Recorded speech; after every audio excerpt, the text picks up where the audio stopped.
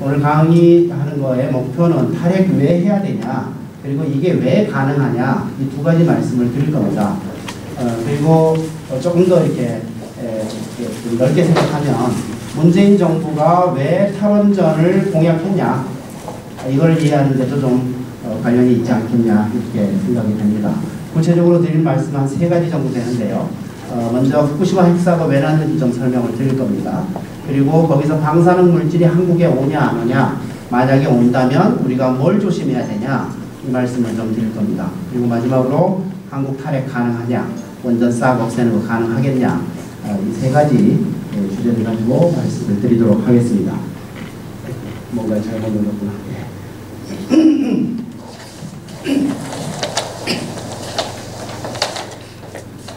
후쿠시마 원전 사고가 왜 났는지 좀 설명하기 위해서 원전 구조를 내놨습니다. 왼쪽에 있는 이게 후쿠시마 원전이고요. 오른쪽에 있는 이게 우리나라의 많은 가학병 경수로 이렇게 되어 있습니다.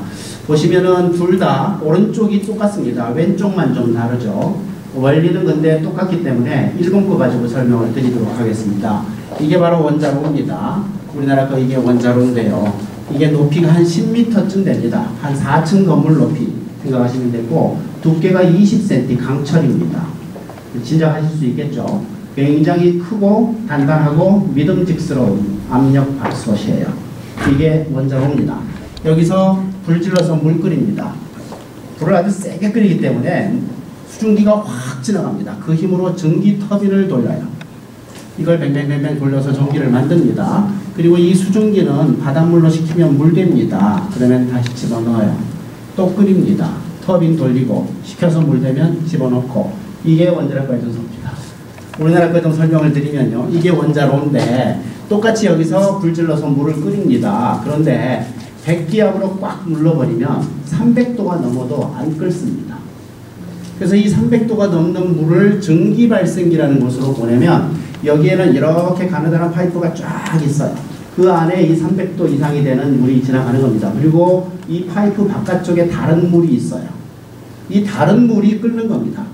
끓고 난 후에 똑같아요. 터빈 돌리고 식혀서 물되면 집어넣고 또 끓이고 터빈 돌리고 이렇게 돌아가고, 이거 1차수라고 하는 건 이렇게 돌아가고 하는 거죠. 그러니까 불 질러서 물 끓여서 터빈 돌리는 건데, 우리나라 거는 간접적으로 물 끓이는 거죠. 중탕 방식입니다. 일본 거는 직접 끓이는 거죠. 그래서 원자력 발전소의 원리는 불 질러서 물 끓여서 전기 터빈 돌리는 겁니다. 그리고 이 원리는 화력 발전소의 원리죠. 석탄, 석유, 가스 가지고 불 질러서 물 끓여서 전기 터빈 돌리는 게 화력입니다. 다시 말씀드리면 원자력 발전소는 화력의 일종이에요. 연료만 좀 독특한 걸 쓰죠. 그래서 석탄 화력, 석유 화력 이렇게 부르잖아요. 이거는 우라늄 화력 이렇게 부르면 되는 겁니다. 이 우라늄 어디서 나오냐? 전 세계 곳곳에 우라늄 광산이 있어요. 광물들이 들어가서 곡괭이로 캐는 겁니다. 그게 바로 우라늄인데, 이 우라늄을 이 안에다가 100톤 정도를 집어넣습니다. 원자폭탄 만드는 데는 우라늄이 10kg 들어갑니다. 그래서 핵폭탄의 10,000배 분량의 우라늄이 들어가는 겁니다. 그런 다음에 중성자 가지고 이걸 때리면 우라늄이 팍 깨지면서 중성자 두세 개가 튀어나옵니다. 이 튀어나온 중성자가 멀쩡한 우라늄을 옆에 있는 걸 또 깹니다. 또 튀어나오죠. 또 깨죠. 또 튀어나오죠. 연쇄 반응이 일어납니다. 우라늄이 팍팍팍팍 깨지면서 중성자 계속 튀어나오면서, 그러면서 열이 나는 거죠. 이 연령이 엄청나요. 그래서 해결료 이 안에 한번 들어가면 4년 반 동안 물을 끓입니다. 하루 24시간. 4년 반 전에 붙여놓은 불이 지금도 다 이렇게 생각하시면 돼요. 무지막지한 에너지를 갖고 있습니다. 아주 매력적인 놈이죠. 4년 반 후에 밖으로 꺼냅니다. 아이도 뜨거워요. 그래서 원자로 옆에는 반드시 물통이 있고 찬물 순환시켜서 이걸 식혀야 됩니다. 보통 어느 정도 식히냐? 10년 정도 식힙니다. 최소 5년 이상은 식혀야 이게 다 식는다, 이렇게 되어 있습니다. 그래서 지금 원자로 옆에는 사용 후 해결료 수조라고 부르는 그런 물통이 있습니다. 여기서 계속 식히는 거죠. 자, 10년이 다 지났다. 다 식었다. 그 다음에 어떡합니까, 이거? 이제 버려야 되겠죠? 어디다 버립니까? 쓰레기 매장 갖다 버리면 될까요? 안 되죠. 왜냐면 방사선이 많이 나옵니다. 어느 정도 많이 나오냐?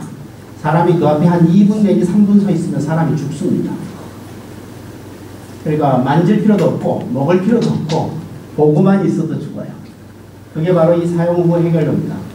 다시 말씀드리면 얘가 지금 사용 후 해결료라고도 부르고 보존이 핵폐기물 이렇게도 부르고 보존이 방패물이라고도 하고 또 원자력계는 핵자를 빼고 사용 후 연료 이렇게도 부릅니다. 이게 굉장히 위험한 물건이에요. 보기만 해도 죽는 물건, 지구상에 유일하죠. 현재 존재하고 있는 지구상에 있는 물건 중에 가장 위험한 물건입니다. 그래서 이거는 따로 보관해야 됩니다. 이거 따로 보관하는 곳이 보존이 방패장입니다. 경주에 방패장 하나 있다고 말씀드렸는데 그건 중저준입니다. 보존이를 제외한 나머지 잡다한 전체 300년 보관하면 됩니다. 근데 이건 보존이에요. 얼마 동안 보관해야 되냐 했더니 최소 10만 년 보관해야 됩니다. 10만 년이면 고등학교 교과서 세계사 책에 이렇게 되어 있답니다. 호모사피엔스가 아프리카에 태어난 게 10만 년 전이다. 이렇게 되어 있대요. 그래서 구석기 시대의 시작 시점, 그게 10만 년 전이에요. 그래서 그 10만 년간 이걸 보관해야 되기 때문에 10만 년간 안 깨질 방을 만들어야 됩니다. 근데 중저준이도 못 만들어요. 300년도 못 가서 방사능 셉니다. 얘는 10만 년이에요. 그 기술이 우리한테 있을까요? 없죠. 미국에 있을까요? 없죠. 전 세계 어디에도 없습니다.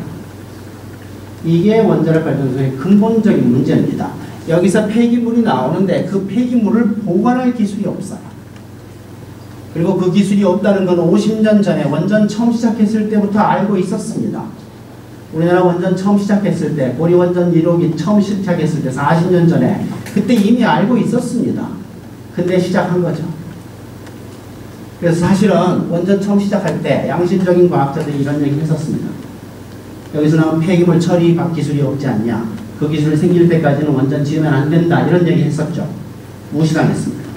기술이 발달 중이니까 50년 후에는 그 기술 생길 거 아니오. 만듭시다. 이렇게 된 겁니다. 그래서 이건 정말로 과학기술이긴 한데 부도덕해요. 뒷감당이 안 되는 기술이다. 이렇게 봐야 됩니다. 그래서 앞으로 10만 년간 우리 후손들 엄청난 비용을 여기다가 대야 될 거예요. 그리고 사고가 나면 엄청난 건강상 피해를 입게 될 겁니다. 저는 그래서 기본적으로 이 원자력은 부도덕하다. 그리고 후손 수탈 행위다. 이렇게 생각합니다. 사고가 안 나도 뒷감당이 안 돼요. 근데 사고 나면 뒷감당이 더 안 되죠. 잘 아시다시피 후쿠시마 지진 세게 왔습니다. 원자력 옆에 파이프들 많은데 덜덜 떨렸어요. 어딘가 큰 것 같습니다. 안에 들어있는 물이 빠져버린 거죠. 불은 안 꺼졌고 물은 없고 냄비 타는 거죠. 그걸 낸 겁니다. 온도가 올라갔어요. 500도 미만 돼야 되는데 3000도 이상 올라갑니다. 그러면 그 안에 들어있는 해결료가 녹습니다. 우라늄이 녹아요. 그래서 액체가 돼서 여기 이렇게 보였습니다. 이걸 노심용류라고 해요. 그 이론이 하나 있고요. 다른 이론이 하나 더 있습니다. 지진은 잘 견뎠다. 근데 이렇게 물이 되고 난 다음에 여기서 펌프로 이 물을 퍼서 일로 집어넣어야 되는데 이 펌프가 쓰나미로 물에 잠겼다. 그래서 펌프질을 못했다. 그래서 결국 이 온도가 올라갔다 이거죠. 이 두 가지 이론이 지금 어떤 걸 만든 건지 일본 정부가 지금 확정해 주질 않고 있습니다만 결론은 같습니다. 원자로 내부 온도가 올라갔고 이 안에 들어있는 해결료가 녹은 겁니다. 그리고 이 해결료가 한번 녹으면 액체긴 하지만 굉장히 무거운 액체예요. 물 부어봤자 섞이질 않습니다. 식히는 것도 불가능하고 결국 온도 더 올라갔죠. 결국 그래서 이 원자로 20cm 두께 강철 이게 녹아버렸습니다. 그리고 이 100톤의 해결료가 밑으로 쭉 내려왔습니다. 그리고 콘크리트를 녹이고 내려가요. 땅을 녹이고 내려가요. 왜 녹여요? 콘크리트하고 땅은 광물질입니다. 특정 온도 되면 녹아요. 이게 지금 파고 내려가는데 얼마나 파고 내려갔냐? 아무도 모릅니다. 정확히 이 해결료가 지금 어디 있냐? 모릅니다. 가본 사람이 없어요. 6년 지났지만 사람 들어가면 1초 만에 죽습니다. 사람 못 들어가고 로봇을 집어넣었죠. 카메라 하나 들려서 튼튼하게 갑옷 입혀서 들어가자마자 즉사했습니다. 한 마리 더 집어넣었죠. 또 죽었어요. 몇 마리를 넣는지 모르겠지만 어쨌거나 여기 밑에 이 상태를 잘 모릅니다. 지금 현재. 이게 핵사고예요. 가만 놔두면 또 터집니다. 어떻게 해야 되죠? 물 부어서 식혀야죠. 6년 내내 여기서 물 부었습니다. 쭉 내려가요. 이거 식힙니다. 그 다음에 이 물 어디로 갈까요? 지하수 통해서 나갑니다. 이게 바로 북태평양 오염수. 그리고 원래 여기 지나다니는 지하수하고 만난답니다. 그래서 이 지하수를 차단하기 위해서 일본이 아주 각고의 노력을 지금 기울이고 있죠. 수조 원, 수십조 원을 들였답니다. 어떻게 하고 있냐? 원전 4개 터졌잖아요. 원전 4개를 두고 이렇게 또랑을 지금 파고 있습니다. 다 팠어요. 그래서 여기다 드라이비스를 집어넣고 얼리는 거죠. 이른바 동토작전입니다. 지하수가 지나가다가 얼어붙어 버린다. 그래서 물이 흐르질 않는다. 방사능이 그래서 나가질 않는다. 이런 얘기죠. 근데 이 계획은 처음부터 실패할 수밖에 없는 계획입니다. 아마 이과생이라면 아무리 일본 사람이라고 해도 이해를 하고 있을 거예요. 어디가 문제였을까요? 변호사님들은 잘 모르시겠죠. 바닥을 안 올려요. 이렇게 통로만 올리는 겁니다. 바닥을 안 올려요. 지하수를 못 막습니다. 아주 멍청한 계획이죠. 여기에 지금 엄청난 돈을 쓰고 있다. 이렇게 보셔야 돼요. 뒷감당이 안 됩니다. 핵사고는. 인간이 감당할 수 있는 기술이 아니에요. 앞으로 이 오염수는 얼마 동안 나올 거냐? 이거 치울 때까지 나오죠. 녹아버린 해결료 언제 치울 거냐? 일본 정부가 3년 전에 40년 내로 치울 자신이 있다고 했어요. 근데 제가 원자력 교수한테 물어봤더니 40년 내로 절대 못 치웁니다. 이렇게 얘기합니다. 적어도 100년 이상은 오염수 나온다. 이렇게 봐야죠. 여기 계시는 분들 모두 돌아가실 때까지 안 끝납니다. 그게 바로 핵사고입니다. 뒷감당이 안 돼요. 전체 사고를 보시면 1호기, 2호기, 3호기가 노심용융이 됐고 셋 다 땅을 팝니다. 셋 다 오염수 나오는 중입니다. 그리고 원자로 옆에 물통이 있다 말씀드렸는데 3호기 물통이 터졌고요. 4호기 물통이 터진 겁니다. 4호기는 당시에 정기 검진 중이었어요. 그래서 여기 있는 해결료가 전부 이쪽에 있었는데 여기서 화재가 난 겁니다. 다행히 근데 이거는 큰 사고는 아니었나 봐요. 이거는 치웠답니다. 근데 이건 아직 지금 못 치운 거죠. 이 상황입니다. 그래서 이 후쿠시마 핵사고는 굉장히 큰 사고다 이렇게 보셔야 됩니다. 체르노빌 사고 유명하지만 그건 원자로 하나 터진 거거든요. 얘는 원자로만 해서 3개, 그 다음에 물통이 2개 이렇게 터진 거니까 훨씬 큰 사고가 일어났다라고 저는 보고 있습니다. 그리고요, 이 후쿠시마 핵사고에서 굉장히 중요한 사실 하나가 있는데요. 원전이 후쿠시마에 10개 있었습니다. 일렬빙대로 전부 바닷가에, 냉각수 때문에 전부 바닷가에 있는데 그 중에 1, 2, 3, 4호기 터졌습니다. 터진 애들 나이를 보니까 30년 넘은 건 다 터졌어요. 그리고 30년 안 넘은 건 한 개도 안 터졌어요. 노후 원전이 위험하다라는 걸 극명하게 보여주는 깨끗한 데이터죠. 노후 원전이 왜 위험하냐? 일반적으로 2가지로 얘기합니다. 일단은 오래된 기계가 고장 잘 난다. 이건 우리가 다 경험해서 아는 일이고요. 거기에 하나가 더 있습니다.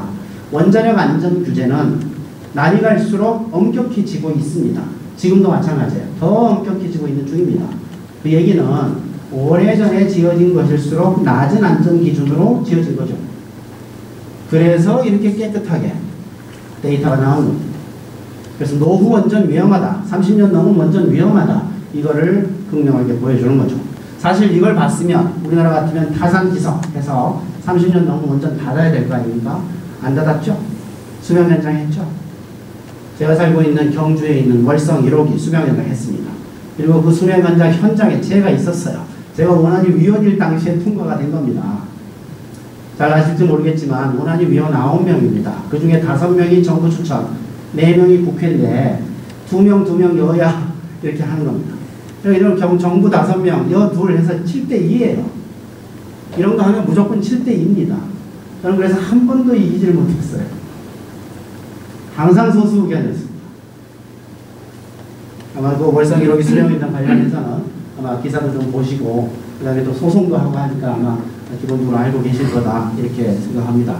어쨌거나 이게 지금 소송을 해서 1심에서 이겼죠. 그래서 원안위의 수명 연장 결정이 무효 판결을 받은 겁니다. 근데 원안위가 승복하지 않고 지금 항소라고 하죠. 항소를 지금 한 상태입니다.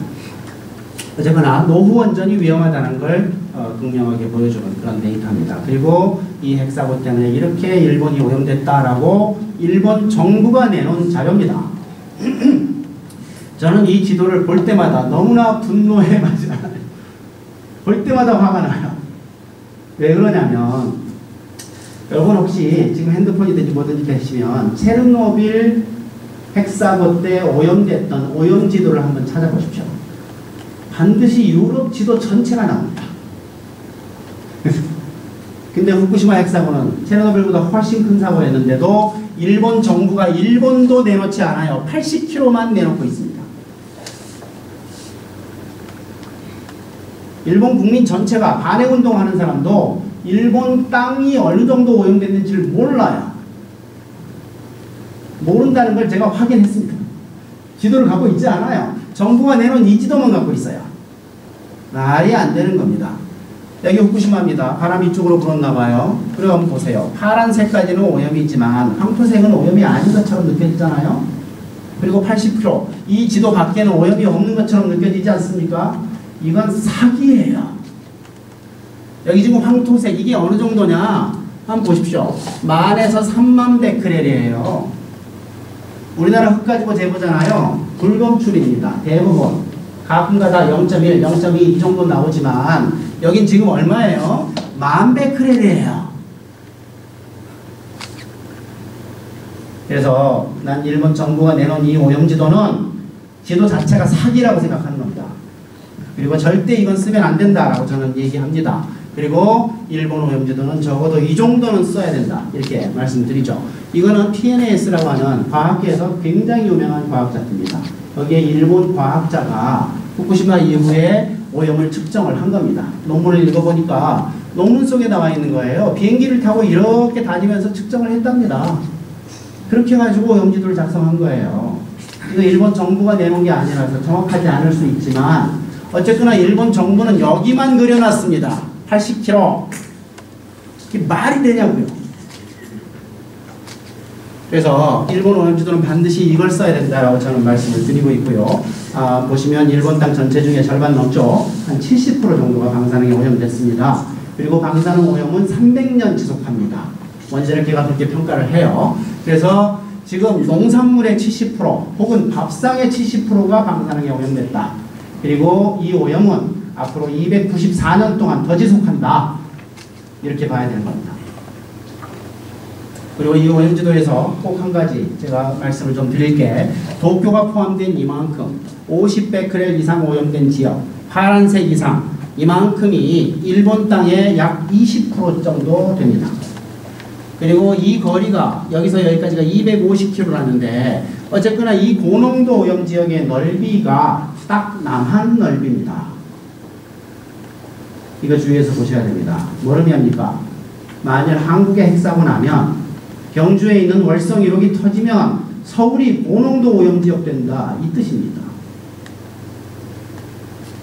일본인 전체가 매일 세슘을 먹고 있어요. 여기 살고 있으면 괜찮을 것 같습니까? 택도 없는 얘기죠. 농산물 전국 유통입니다. 그래서 일본에 사는 건 위험하다라고 저는 보고 있고 일본에 가서 실제로 그렇게 강의를 했습니다. 일본 의사들, 교토에 있는 의사들이 저를 불러줘서 4년 전에 교토 의사들 한 200명 앉혀놓고 그 얘기를 그냥 했습니다. 이거 내놓고 일본 국민 여러분 여기 사는 거 위험합니다. 모두 이민 가세요. 그렇게 얘기를 했죠. 그랬더니 그 의사들하고는 연락이 끊겼습니다. 근데 그 다음 해에 후쿠시마 원전 근처에 여기 오염된 지역에 사는 일본인들이 저를 불러줬어요. 거기에 이거 또 내놨습니다. 근데 그분들은 올해 또 오려고 했어요. 그래서 올해 또 한 번 갔다 왔습니다. 그러니까 이게 지금 굉장히 리얼하게 진지하게 생각하는 분들인 거고 여기 사는 교토면 뭐 오사카 이 근처 이쪽 어디에 있는 이 의사들은 하는 거죠. 반응이 이렇게 다른 거죠. 어쨌거나 저는 반드시 한국에 핵사고가 나면 국민 전체가 이민을 가야 된다. 그렇지 않으면 위험하다. 그렇게 생각하고 있습니다. 정말 위험할까요? 일본에 사는 거? 정말 위험합니다. 그 증거를 제가 보여드리겠습니다. 여기서 지금 오염수 나온다고 아까 말씀드렸는데 이 오염수도 앞으로 100년간 나온다. 그렇게 봐야 됩니다. 이 오염수가 쿠로시오 해류를 따라서 미국으로 가는 장면인데요. 쿠로시오 해류는 북태평양을 시계방향으로 뱅뱅뱅뱅 돈답니다. 영원히 돈답니다. 그래서 이 방사능 오염물질이 남태평양에 별로 안 간대요. 거의 한 100년 동안은 북태평양 안에 갇혀 있답니다. 적도에서 이렇게 오는데 거의 고스란히 그대로 올라간답니다. 그래서 지금 북태평양 전체가 오염이 돼 있다. 그 다음에 일본이 오염돼 있다. 이렇게 봐야 됩니다. 근데 우리나라 근처, 근해 괜찮을까요? 괜찮아 보이죠? 괜찮을까요? 우리나라 땅 괜찮을까요? 괜찮습니다. 제가 단정적으로 괜찮습니다 라고 말씀드리는 이유는 증거가 있기 때문이에요. 후쿠시마 핵사고 난 게 6년 전이죠. 2011년도에 시민들이 돈 모아가지고 정밀 측정기를 사버렸습니다.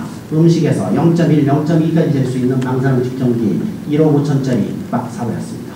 그리고 시민 방사능 감시센터라는 걸 만들고 지금까지 계속해서 지금 모니터링하고 있는데요. 그 결과가 이 오염지도 그대로입니다. 일본 땅 오염돼 있어요. 북태평양 오염돼 있습니다. 세슘 나와요. 그러나 우리나라 근해 수산물 괜찮습니다. 우리나라 농산물 괜찮아요.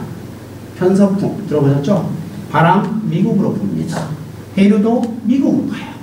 한국 가까운데 거의 영향 안 받았습니다. 믿으셔도 돼요. 진짜예요. 그래서 여기 살고 있는 우리 국민들이 후쿠시마 방사능 영향을 안 받으려면 먹을 것 두 가지를 안 먹어야 됩니다. 첫 번째는 일본산 식품 전체, 두 번째는 북태평양산 수산물, 이 두 가지를 안 먹어야 됩니다. 일본산 식품을 그래서 식료품 가게 가서 구분할 수 있어야 됩니다. 어떻게 구분할까요? 이건 좀 쉽습니다. 일본 글씨 확 박혀 있어요. 그게 일본산입니다.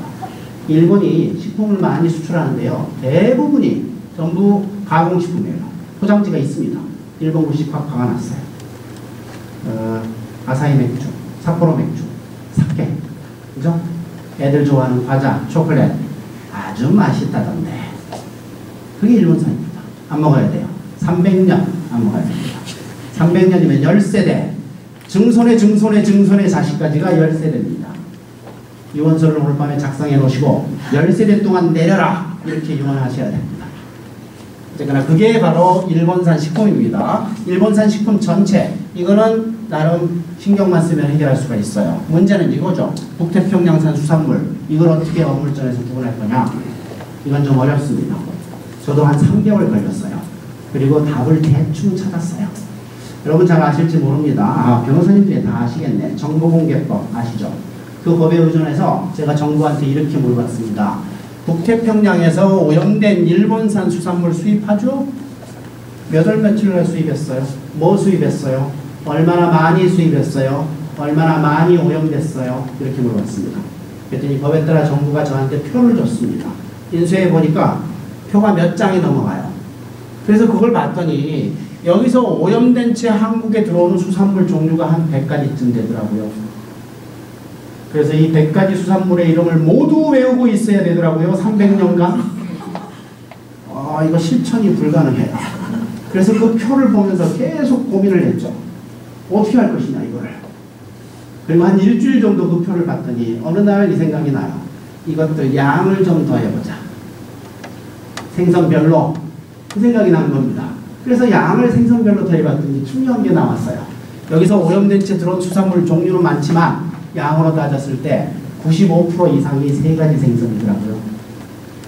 96%가 넘어요. 그걸 알아낸 거예요.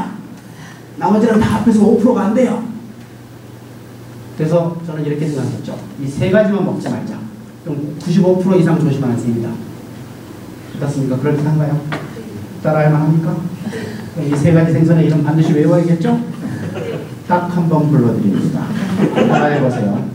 고등어, 명태, 대구. 외우셨습니까? 대구. 이 세 가지 생선의 이름을 누구한테 일러 바쳐야 됩니까? 가정주. 그렇죠. 내 밥상 메뉴 결정권을 갖고 계시는 분, 그분한테 일러 바쳐야 돼요. 잊어먹을지 모르니까 지금 카톡으로 보내주세요. 예, 질문. 그럼 미국에 사는 사람들은 다 미국 서부에 사는 사람들은 다 그렇죠. 그렇죠. 근데 미국 사람들, 백인들요 생선 안 먹습니다. 안 먹어요. 이만큼 큰 게 잡혀도 안 먹어요. 낚시는 하는데 안 먹어요. 다시 넣어요.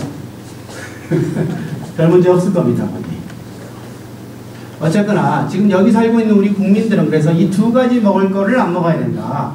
그 대신에 이 세 가지 생선을 제외한 나머지는 그냥 먹어버려야 됩니다. 이거 의심하기 시작하잖아요. 노이로제 걸려요. 정신건강을 위해서 그냥 포기하고 드시길 바랍니다. 변호사님들은 공부 잘하셨을지 모르지만 저는 어려서부터 95점 맞으면 만족했습니다. 95%만 조심하고 나머지는 포기하고 이렇게 사는 게 맞다라고 저는 보는 겁니다. 자, 일본 인구 변동 보십시오. 제가 아까 말씀드렸죠. 일본에 사는 거 위험하다. 교과서에 이렇게 나옵니다. 방사능에 오염이 되면 굉장히 여러 가지 질병이 발생한다. 이렇게 돼 있어요. 그 질병이 지금 당연히 일본에서 증가하고 있을 거고 그게 어디선가 증거가 나올 거다 이렇게 생각한 겁니다. 그래서 저는 순진하게 의학 논문을 계속 보고 있었죠. 새로 나온 게 있나 하고 틈이 찾아보고 근데 논문이 안 나와요. 나올 때가 넘었는데 안 나와요. 4년 5년이 지나도 안 나와요. 그래서 이게 뭐지? 이런 생각을 했죠. 그리고 찬찬히 생각을 해보니까 3마일 때도 그렇고요. 체르노빌 때도 그렇고요. 의학 논문이 거의 안 나왔어요. 왜 그런가? 왜 그럴 것 같습니다. 방사능 오염 사고는 반드시 정부가 범인입니다. 방사능 오염 사고는요. 핵실험, 핵폭탄, 핵발전소, 거기 사고 여기서 나오는 거거든요. 이거 모두 정부 정책 때문에 발생하는 겁니다. 그래서 방사능 대형 오염 사고는 반드시 정부가 범인이에요. 그리고 그 오염 사고에 대한 역학조사는 정부만 할 수 있어요. 너무 돈이 많이 들고 시간이 많이 걸립니다. 정부 외에는 할 수가 없어요. 그래서 방사능 오염 사고에 대한 조사는 항상 범인이 수사하는 형국이 벌어지는 겁니다. 제대로 진실이 나올 수가 없죠. 저는 그걸 알아내고 난 다음에 야 이거 일본 정부 앞으로 거짓말 많이 하겠구나. 그리고 여태까지도 거짓말 많이 했겠구나. 이런 생각을 한 거죠. 그러면 지금 현재 후쿠시마와 일본이 오염돼 있고 그 오염 때문에 피폭이 되고 있는데 그 건강 영향을 내가 어떻게 확인할 수 있겠냐. 이 고민이었습니다. 한참 고민을 하다 보니 드디어 이런 생각을 하게 된 겁니다. 일본이 아무리 거짓말을 많이 해도 인구 데이터만큼은 못 속일 거다. 그렇게 생각한 거죠. 똑똑하죠. 왜냐하면 인구 데이터를 흔들어버리면 경제 지표 전체가 흔들릴 거예요. 그래서 인구 데이터를 보기 위해서 한 달에 한 번씩 일본 통계청에 들어갔어요. 4년 내내 들어갔어요. 그랬더니 드디어 재작년에 이 그래프가 나온 겁니다. 한번 보십시오. 너무 잘 아시겠지만 선진국은요 인구가 거의 증가하지 않습니다. 그리고 제자리에 딱 섭니다. 대부분 북구라프에 있는 선진국들이 한 10년 요대로 가요. 그리고 살살살 내려옵니다. 여기를 중심으로 해가지고 좌우 대칭으로 내려오게 되어 있거든요. 그게 선진국 인구 패턴이에요. 고등학교 때 기억나실지 모릅니다. 근데 일본은 달라요. 어느 순간부터 갑자기 내려오기 시작해요. 그리고 그 순간이 2011년 봄입니다. 4년 사이에 100만 명의 인구가 줄었어요. 저는 그래서 이 그래프를 딱 나오는 걸 보고 신받다 했어요. 드디어 잡았다. 통계청에 지금도 떠있는 그래프인데요. 이 그래프 밑에 여러 가지 숫자들이 있더라고요. 그래서 그걸 좀 분석을 해봤더니 4년 사이에 100만 명의 인구가 줄었는데 60만 명이 평소보다 더 죽었다라고 되어 있고요. 30만 명이 평소보다 덜 태어났다라고 되어 있고요. 10만 명이 이민 나갔다 이렇게 되어 있습니다. 깔끔하죠. 저는 그래서 방사능 오염이 300년간 지속할 거기 때문에 이 기울기 그대로 300년간 내려오지 않겠냐 그렇게 보는 거죠. 4년에 100만 명, 40년에 1000만 명 이렇게 보는 겁니다. 6.25 때 죽은 우리 국민들 숫자가 50만 명이에요. 엄청난 일이 지금 진행 중이다 이렇게 보셔야 됩니다. 그래서 인구 영향은 확인했어요. 그러면 이 인구 영향이 방사능 오염 때문에 발생한 질병과 관련이 있다는 걸 입증해야 돼요. 그건 또 어려워요. 논문이 안 나오는 걸. 그래서 이걸 어떡할까 또 고민을 하다가 결국은 일본 국내에는 데이터가 좀 있지 않을까 이런 생각을 한 겁니다. 정식 논문은 아니더라도 통계 처리하는 건 나오지 않겠냐 이런 생각을 한 거죠. 근데 제가 일본어가 까막눈이란 말이에요. 그래서 일본에 제가 후쿠시마 진료소하고 한다고 제가 말씀드렸잖아요. 거기랑 사귀게 된 겁니다. 그 말씀을 제가 안 드린 것 같은데 후쿠시마 핵사고는 아닐까요? 오염됐잖아요. 오염된 지역에 살던 의사들이 다 도망갔어요. 근데 의사가 아닌 사람들은 돈이 없어서 못 도망가고 있어요. 동네 의사가 모자라. 이 소식을 전국에서 다 듣고 난 다음에 전국에서 정의로운 의사들이 20명 정도가 모여들었어요. 자기 싼짓돈 다 내가지고 병원을 하나 차린 겁니다. 그리고 6명이 조를 짜서 매일 2명 정도가 근무하도록 그렇게 돌아가면서 진료를 하고 있습니다. 그 중에 1명은 내과 전문인데 아예 붙박이로 거기 있고 5명이 조 짜서 돌아다니면서 이렇게 하는 거죠. 그래서 항상 의사 2명이 진료를 하도록 그렇게 지금 관리를 하고 있는 데인데 그게 바로 후쿠시마 공동진료소입니다. 이거 하다 보니까 그분들하고 알게 됐어요. 그래서 그분들한테 가서 2년에 한 번씩 세미나도 같이 하고 하는데 그분들한테 제가 부탁을 드린 겁니다. 한 1년쯤 전입니다. 지금 아무리 찾아봐도 논문이 안 나온다. 그리고 그건 그럴 수밖에 없는 거다. 3마일 체르노빌도 논문 없다. 후쿠시마도 당연히 논문이 안 나올 거다. 그런데 건강 영향은 분명히 있을 거다. 그거를 입증하려면 일본 국내 자료들을 찾아서 그걸 좀 전 세계에 알려야 된다. 그 일이 당신들이 해야 될 일이다. 그렇게 얘기를 했어요. 그랬더니 이 사람들은 임상의사들이니까 막 연구하고 조사하고 이거 굉장히 골치 아파해요. 아주 난감한 표정을 짓더라고요. 그래서 제가 소리 한번 빽 질렀습니다. 이런 사고가 일어났는데 건강에 영향이 없으면 원자력은 안전한 거다. 그래 버렸어요. 그걸 입증할래. 그래 버렸어요. 그랬더니 그제서야 이거는 피할 길이 없구나. 이런 표정이 되면서 조사를 해보겠다. 이렇게 한 거죠. 그리고 한 6개월 지나니까 연락이 왔습니다. 조사가 대충 끝났다는 거예요. 그래서 바로 오셔라. 그래가지고 국회에서 2달쯤 전에 발표한 겁니다. 2달쯤 전에 발표한 내용 슬라이드가 여러 장 많은데 그 중에 몇 장만 보여드립니다. 첫 번째입니다. 후쿠시마 혈기북과대학에서 이런 병들이 증가했다라는 겁니다. 사고가 2011년에 났는데 사고 나기 전해를 100%로 했을 때 1년 후에 2012년에 몇 프로 증가했냐는 겁니다. 한번 보십시오. 어떻습니까? 227%, 157%, 300% 이렇게 증가했죠? 이건 말이 안 되는 증가율입니다. 별일이 없는 한 비슷하거나 1%, 2% 증가하거나 이 정도가 원래 통계치예요. 갑자기 2배, 3배가 발생하는 거죠. 이건 뭔지 몰라요. 4배나 발생했어요. 전부 암들이에요. 그리고 협심증, 백내장 이거 유명한 병들입니다. 교과서에 방사능 피폭됐을 때 가장 많이 증가한다라고 교과서에 나와 있는 병들만 올라갔어요. 굉장한 일이 일어나는 겁니다. 이것 때문에 지금 줄고 있다. 이렇게 봐야 돼요. 그래서 이것들은 다 죽는 병들이죠. 조산하고 저체중 출산 이거는 태어난 애들 수가 줄어드는 요인이죠.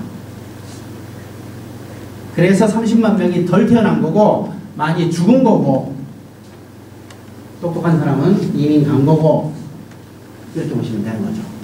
이것뿐 아닙니다. 자연 사산율도 이렇게 쭉 통계적으로 내려오고 있었는데 갑자기 올라갑니다. 2012년도에 그뿐이 아니죠. 주상기 사망률도 쭉 내려오고 있었는데 갑자기 올라가죠. 이게 지금 인구가 태어난 사람 수가 주는 이유가 되는 거죠. 직접적인 이유가 되는 겁니다. 이게 지금 표준 편차인데 표준차 바깥쪽으로 나가는 거예요. 갑자기 2012년. 그리고 백혈병 보십시오. 이건 후쿠시마뿐 아닙니다. 전국적으로 다 올라가요. 일본 전체에서 보세요. 몇 프로? 42%가 증가했어요. 3년 만에. 이건 말이 안 되는 겁니다. 일본 전체에서 백혈병이 3년 만에 42%가 증가해. 말이 안 되는 거예요. 외부 충격 없이는 있을 수 없는 일입니다. 그래서 저는 이 그래프, 이것들 그분들이 와서 발표하는 걸 보고 신받다 했어요. 드디어 다 찾았다. 방사능 오염에 의한 건강 영향 그리고 그것에 의한 인구 영향 이게 확인됐다라고 저는 보는 겁니다. 그래서 일본에 사는 건 위험하다라고 이제 자신 있게 얘기할 수 있게 된 거죠. 근데 이런 일이 한국에 핵사고 나면 반드시 일어날 거고 더 심각하게 일어날 겁니다. 왜냐하면 땅이 좁으니까. 교과서에 나와 있는 내용들 보면요. 방사능에 의해서 이런 병에 걸린다라고 되어 있습니다. 암, 유전병, 심장병 이게 환자 발생수로 1등, 2등, 3등이에요. 암이 제일 많아요. 두 번째 유전증, 그 다음에 3점 심장경색입니다. 보세요. 아까 거기에 이거 있었잖아요. 신천성 기형은 없었지만 이것들 있었잖아요. 그리고 암들 있었잖아요. 교과서에 나오면 그대로입니다. 이것들 많이 나온대요. 백내장이 있었잖아요. 교과서에 나온 그대로 그 일이 지금 일어나고 있어요. 그리고 여자와 어린이가 더 민감하다. 이렇게 교과서에 되어 있습니다. 그래서 지금 정말로 교과서 그대로 지금 현재 일어나고 있다. 이렇게 보는 겁니다. 현재 그래서 위험한 식품들 정리합니다. 첫 번째, 일본산 식품 전체예요. 두 번째, 3가지 수산물. 그리고 한 가지만 더 합니다. 표고버섯. 이게 세슘이 나와요. 측정기를 사는데 사놓고 난 다음에 가만히 보고 있으니까 막 재고 싶어 미치겠는 거죠, 저는. 간질간질해서. 그래서 쌀부터 시작해서 우리나라 농산물들 막 재봤거든요. 한 달 공급 다 들어갔습니다. 그런데 다 안 나와요. 정말로 바람을 미국으로 불었어요. 안 나옵니다. 근데 표고가 나오더라고요. 다른 버섯은 괜찮아요. 얘만 나와요. 이걸 제가 알게 된 겁니다. 그래서 외국 데이터도 보니까 마찬가지예요. 버섯 중에서 몇 가지가 세슘을 농축시킨다. 이렇게 돼 있고 특히 표고버섯이 유명합니다. 그래서 먹지 말아야 될 거는 이렇게 3가지로 돼 있고 그 외에는 없습니다. 이 3가지만 조심하면 되고 그 외의 농산물, 근해수산물들은 모두 불검출이다. 이 말씀이에요. 그래서 이것만 제외하고는 나머지는 아주 배부르게 드셔도 된다. 이렇게 보고 있습니다. 예방약 교과서. 이게 이제 혹시 여기 지금 그 갑상선암 소송에 참여하시는 변호사님들 계시죠? 그런 분들 아마 계시는 걸로 내가 알고 있는데 하여튼 그분들이 의존해야 될 기본적인 이론입니다. 여러분 아마 그 기준치 이하라서 안전하다 이런 얘기 좀 들어보셨을 겁니다. 적은 양의 방사능은 건강 영향 없다. 들어보셨죠? 기준치 이하라서 안전하다. 그래서 이 기준치가 마치 안전 기준치인 것처럼 느껴지죠? 문장 자체가. 근데 그 말이 틀렸습니다. 교과서에는 이런 그래프가 나와요. 그리고 이 그래프는 제가 한국 교과서를 스캔해서 가져온 거지만 이거 스캔하면서 미국 교과서 4가지를 확인했는데 역시 똑같이 기술되어 있습니다. 전 세계 의학 교과서는 똑같아요. 수학 교과서도 똑같고 이과 쪽은 내용이 똑같습니다. 그래서 이거는 전 세계 의학계의 결론이다. 이렇게 보시면 됩니다. 이걸 가지고 논쟁하는 건 무의미해요. 교과서를 보여주면 의사들은 그냥 입 닫습니다. 자, 보시면 X축 용량이라고 되어 있습니다. 일로 갈수록 피폭량 많아지는 거예요. Y쪽 반응도 그 병에 걸릴 확률입니다. 방사능에 비폭이 되면 2가지 패턴으로 질병이 발생한다. 위에 있는 백혈구 감소, 소화기 증상, 폐렴, 백내장, 화상, 사망 많이 쪼이면 죽습니다. 이런 병들은 B그래프처럼 발생한다. 이렇게 되어 있습니다. 이 B그래프는 원점에서 출발하지 않아요. 문턱값이 있습니다. 역치값, threshold. 이거 이상 피폭이 돼야 저런 병에 걸리는 겁니다. 그거 이하로 피폭됐을 때는 저런 병이 안 걸려요. 그래서 우리가 병원에 갔다, 엑스레이 찍었다, 피폭됐다, 죽었다 이런 일 안 생긴다는 거죠. 왜냐하면 문턱값이 있으니까. 그런데 암과 유전병 저 2가지가 뭐였습니까? 방사능 피폭됐을 때 가장 많은 환자가 발생하는 1등, 2등 질병이에요. 걔들은 이렇게 발생한다네요. 이게 뭡니까? 원점을 지나는 직선이죠. 이 직선의 이름이 뭡니까? 정비례 그래프죠. 공식은 뭐예요? Y는 AX 그래프죠. 괄호 열고 A는 양수. 그겁니다. 정비례해요. 적은 양의 피폭이 돼도 그 양에 비례해서 이만큼 암 환자가 증가하는 겁니다. 유전병도 증가하고. 되셨죠? 이런 상황이면 의학적인 방사능 안전 기준치는 0이란 뜻입니다. 근데 우리나라 방사능 기준치가 0이에요? 아니죠. 앞에 뭐가 숫자가 있죠. 그거는 의학적 안전 기준치가 아니에요. 그럼 그 기준치는 뭔데? 관리 기준치입니다. 관리 기준치는 뭔데? 정부의 의무 한도를 설명하는 숫자입니다. 정부는 이 기준치 이상 오염된 음식이 유통되지 않도록 관리할 의무가 있어요. 그리고 이 관리 기준치는 나라마다 천차만별입니다. 그 나라 사정에 따라서 지 멋대로 정하는 거예요. 의학적 근거 없어요. 증거를 좀 말씀드립니다. 이 기준치는 나라마다 천차만별입니다. 일본하고 한국은 100베크렐이에요. 미국은 1200베크렐이에요. 유럽은 370 베크렐입니다. 한국은 370이었어요. 근데 여론 나빠지니까 총리가 100으로 낮춰졌어요. 이게 과학적 근거가 있는 숫자 같으면 이게 가능합니까? 택도 없는 얘기죠. 10배씩 차이라는 건 말이 안 되는 거예요. 그리고 이 단위 설명 좀 드립니다. 베크렐이라고 하는 건데 이거는 1초에 핵 붕괴가 몇 개 일어나냐 이 뜻입니다. 그래서 이 기준치만큼 오염된 음식 1kg를 먹어버리면 내 몸 안에서 1초에 핵 붕괴가 100개가 일어나요. 2초에 200개 일어나요. 하루에 100만 개가 일어나요. 이렇게 되는 거죠. 알것 같아요 이거? 핵도 없는 얘기입니다. 이건 무지막지하게 많은 거예요. 아, 미국보다 훨씬 낮은데 미국도 많고 여기도 많고 너무 높은 겁니다. 그리고요, 한국에서 이 기준치 100베크렐 이상 오염된 식품이 단 한 번도 발견된 적이 없어요. 인류 역사상 가장 심각한 해양오염이 일어났습니다. 그리고 오염지역에서 오염된 수산물들이 들어오죠. 근데 모두 기준치 이하였어요. 이게 뭘 의미합니까? 기준치가 너무 높아요. 위반이 불가능해요. 황당하게 높게 만들어 놓은 겁니다. 경부고속도로 1000km로 제한하는 거와 똑같아요. 무슨 차가 1000km 다닙니까? 무의미해요. 100이냐, 1000이냐, 만이냐, 억이냐 아무 소용 없어요. 어차피 비현실적으로 높은 겁니다. 그리고요, 한 가지만 좀 더 말씀드리면 음식 속에 세슘이 들어있다는 게 뭐냐 이거 좀 얘기를 드려야 되겠습니다. 아까 제가 핵반응을 설명을 드릴 때 우라늄이라고 하는 거대한 원자를 중성자로 쪼개는 거다 이 말씀을 드렸었는데 이렇게 해서 중성자로 쪼개면 여기서 나오는 파편이 몇 가지쯤 나올 것 같습니까? 한 1000가지가 나와요. 여러분 고등학교 때 주기율표 문과지만 외우셨죠? 수헬리대 동탄 칠산 외우셨죠? 그거 다 나와요. 그 표에 있는 게 다 나와요. 그리고 한 가지 물질이 결정이 된다 하더라도 똑같은 이름인데 중성자 수가 다 다른 여러 가지 동위원소들이 여러 개가 나오는 겁니다. 그래서 1000가지 정도의 방사능 물질이 나와요. 그러니 후쿠시마에서도 한 1000가지 방사능 물질이 나온 거죠. 근데 그 중에 우리는 세슘만 재거든요. 세슘하고 요도 이 두 가지만 측정하거든요. 왜 이 두 가지만 할까요? 얘가 제일 많이 나올까요? 제일 위험할까요? 몸속에 제일 잘 들어올까? 아니에요.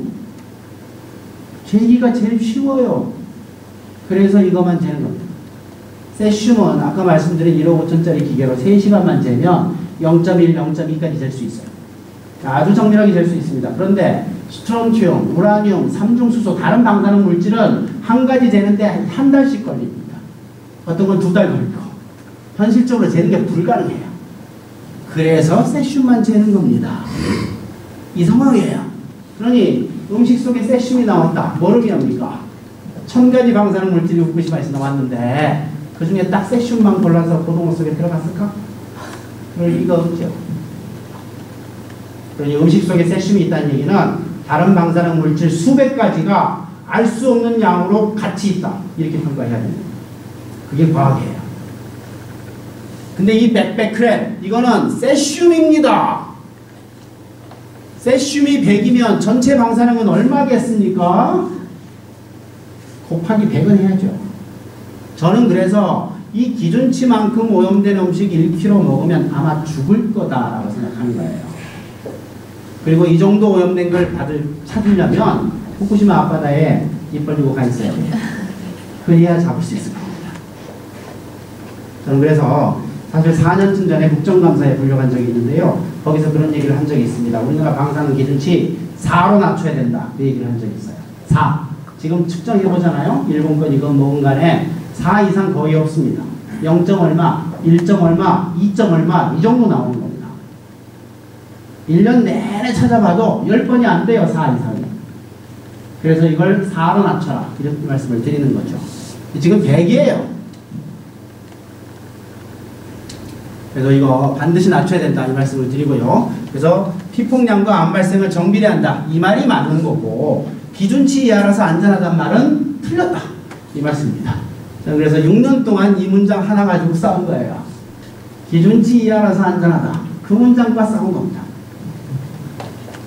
여기까지 말씀을 드리고요. 지금부터는 원자력 얘기로 좀 넘어가겠습니다. 일단 넘어가기 전에 혹시 질문 있으면 한두 개만 받겠습니다. 물 마시면서.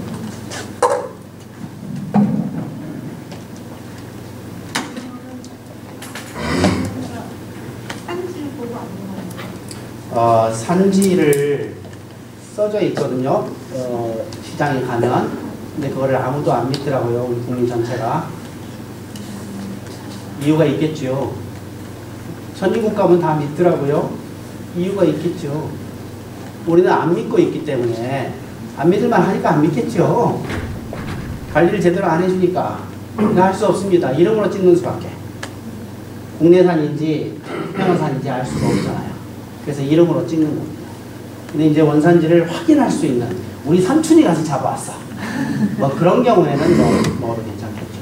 근데 뭐 태국 이런 데는 괜찮지 않나요? 그때 그렇죠. 그쪽은 아마 괜찮을 거라고 짐작은 하는데 어쨌거나 양으로 따져서 95% 이상이 이 세 가지니까 이것만 먹지 말자 이렇게 저는 선을 그은 거죠.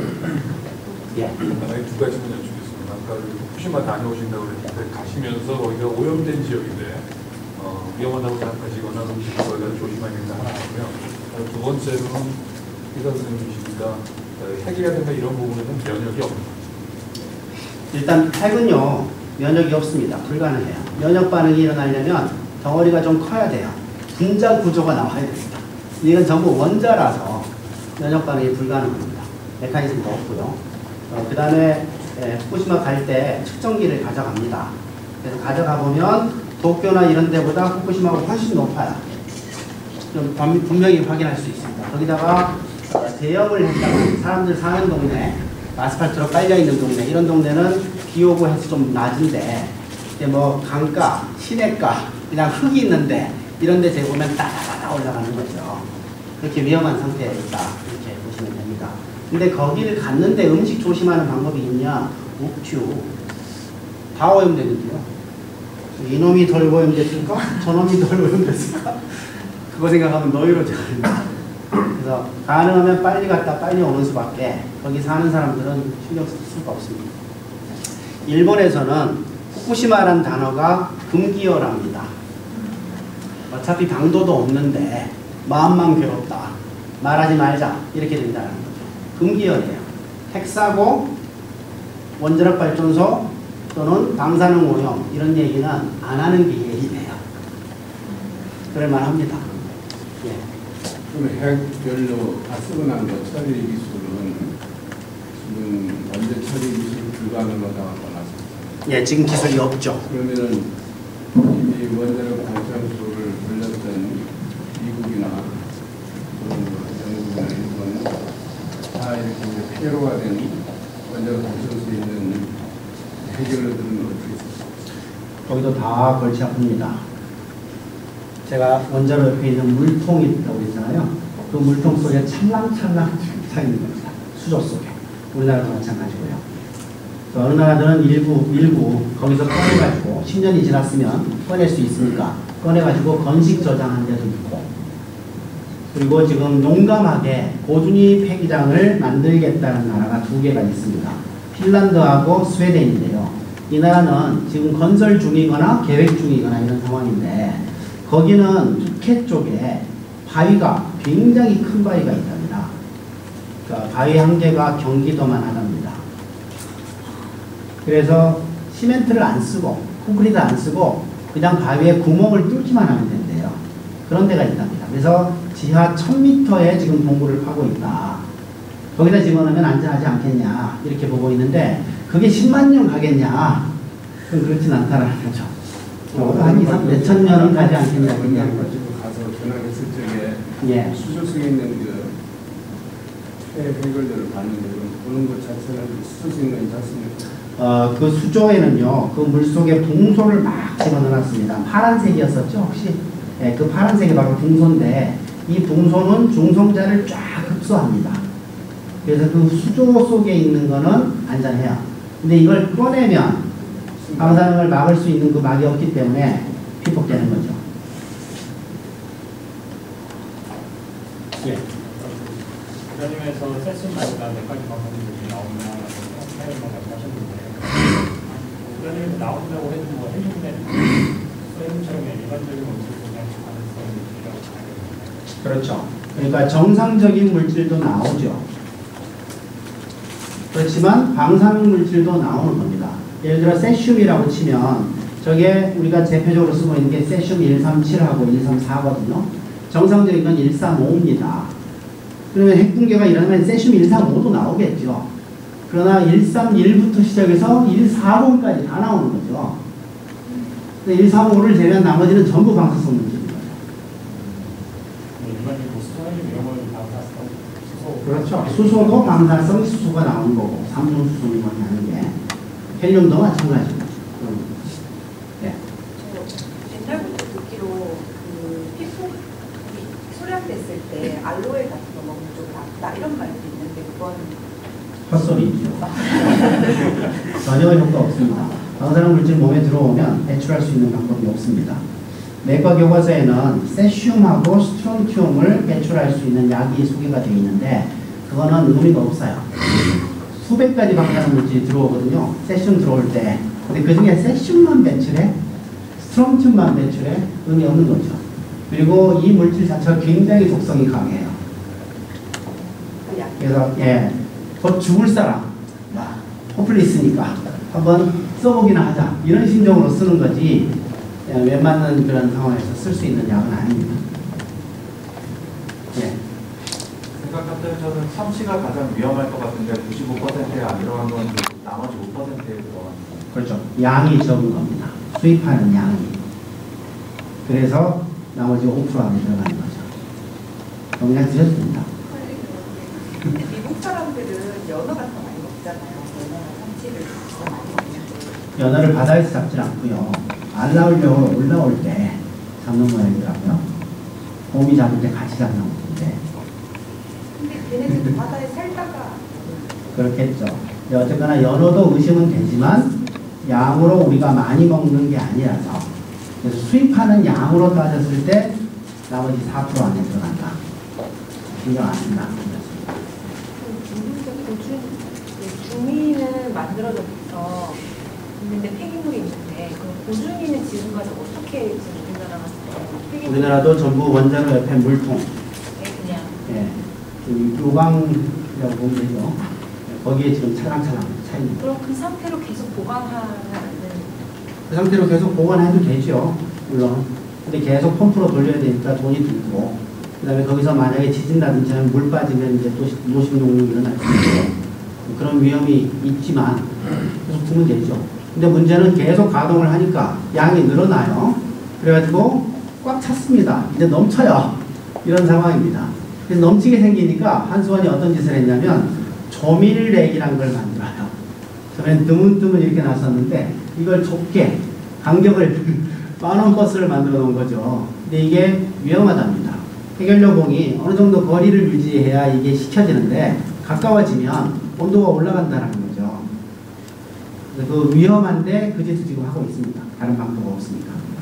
사실은 정상적으로 수조에 채웠을 때 그 수조가 차면 원자로 수독시켜야 되거든요. 안 그렇습니까? 근데 이걸 계속 돌리고 수면 환자하고 이러고 있는 거죠. 그래서 신규 원전 지으면 거기 풀은 지금 비어 있잖아요. 거기다가 갖다 놓는 거예요. 그리고 더 돌리고 이러는 거죠. 방사선에 피폭되면은 죽는다 그 말씀이시거든요. 사람은 세포가 다 죽어서 그렇죠.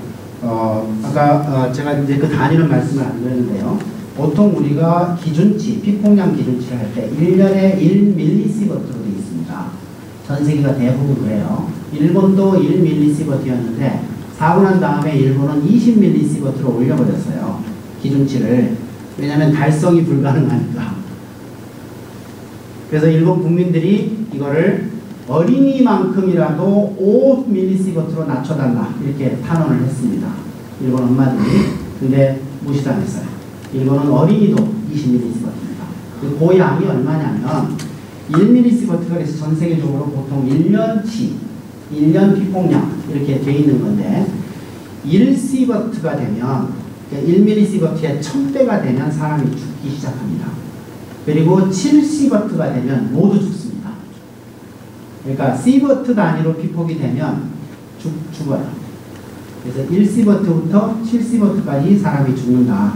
7 넘으면 무조건 다 죽는다. 이렇게 보시면 됩니다. 이제 죽을 수 있는 양의 1000분의 1 이거를 기준치로 정해놓은 거죠. 근데 이 기준치도 옛날에는 방사능이 위험한 줄 몰랐어요. 그래가지고 100mS였어요.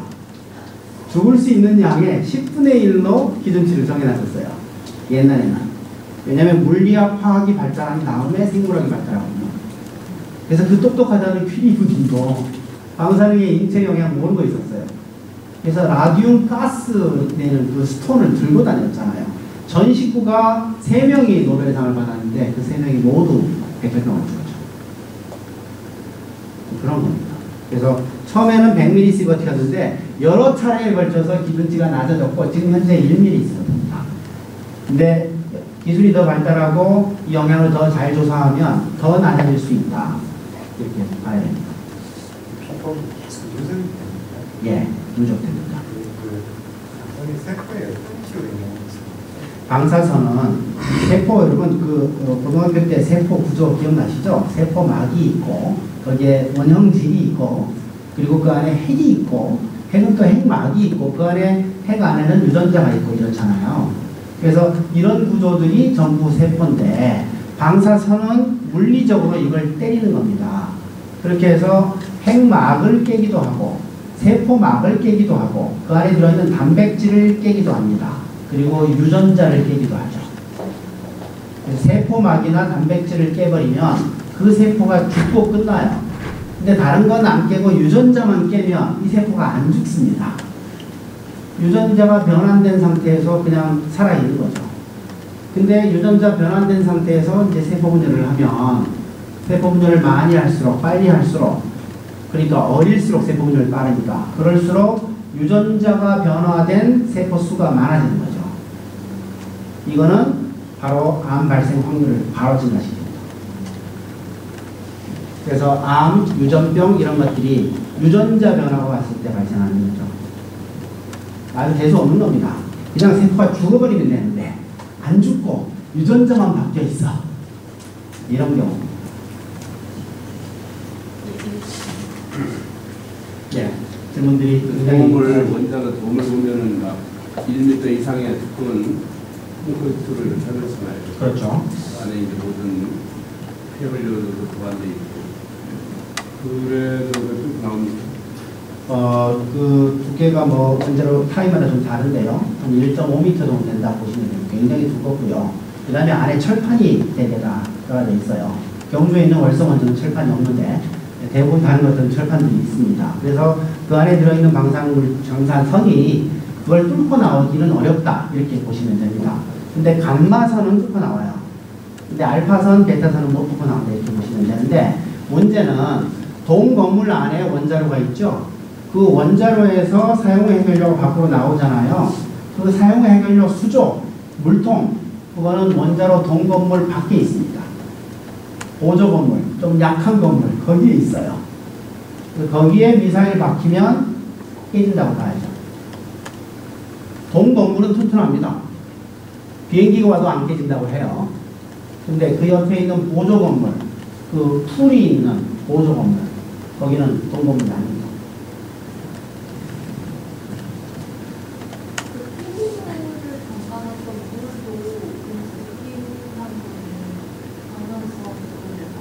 당연하죠.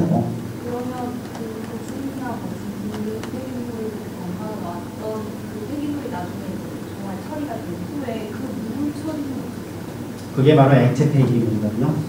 방사성 폐기물은 액체, 기체, 고체 이 세 가지가 나오는데요. 고체 폐기물은 경주 방패장으로 가져갑니다. 노란 드럼통 속에 집어넣어서 기체 폐기물은 밖으로 나가버립니다. 물론 저감 장치를 단다고 하는데 얼마나 저감되는지 잘 모르겠어요. 액체 폐기물은 바다에 버립니다. 그리고 법으로 버릴 수 있도록 허용해놨어요. 온배수라는 거 있죠. 그러니까 제가 바닷물로 식혀서 수증기를 물로 바꾼 후 그러면 이 바닷물은 더워질 거 아니에요. 더워진 이 바닷물을 다시 버려야 될 거 아닙니까? 이 온배수 자체는 방사능이 없다고 봐야 돼요. 근데 이 온배수에다가 액체 폐기물을 버리고 있어요. 그리고 거의 규제가 없습니다. 무한대로 버릴 수 있어요. 아주 그 사실을 제가 원안이 위원일 때 알게 됐는데, 위원이 되기 전에 그게 너무나 궁금해서 계속 물어보는데 대답을 안 해줘요. 제가 위원이 되고 난 다음에 법을 딱 보고 자료를 보니까 거의 무한대로 버릴 수 있게 돼 있어요. 그래서 원전 주변은 방사능 오염이 되는 겁니다. 그것도 한번 되게 싸웠으면 좋겠는데 고시로 돼 있어요. 이 고시 숫자 팍 줄여버리면 못 버립니다. 사실 이거 해양 투기거든요. 방사능 해양 투기를 허용하고 있습니다. 우리나라 법이. 교수님, 예. 약간 좀 다른 얘기인데 원자력 발전 말고 그리고 이제 핵폭탄 실험 같은 거 많이 하니까 뭐 수폭탄 같은 거 해서 같은 거 그렇고 그랬을 때 어떤 방사능 오염 같은 건 다 어떻게 되죠? 당연히 피폭이 되죠. 그 노동자들 많이 피폭됩니다. 근데 우리나라는 핵폭탄 못 만들잖아요. 안 만들고 있고 NPT에서 금지하고 있고. 그래서 우리나라는 문제가 안 되는데 북한에 핵무기 만드는 공장 그런 데는 굉장히 피폭 많이 되고 있습니다. 그래서 언젠가 그런 통계를 본 적이 있는데 정확한 건 모르겠지만 핵무기 2개, 핵폭탄 2개로 죽은 사람이 50만 명이다. 근데 핵무기를 개발하면서 피폭돼서 죽은 사람이 50만 명이다. 이런 얘기를 제가 들은 적이 있거든요. 맨하탄 프로젝트 하면서. 근데 그 통계 역시 나오진 않습니다. 입증할 방도가 없을 거예요.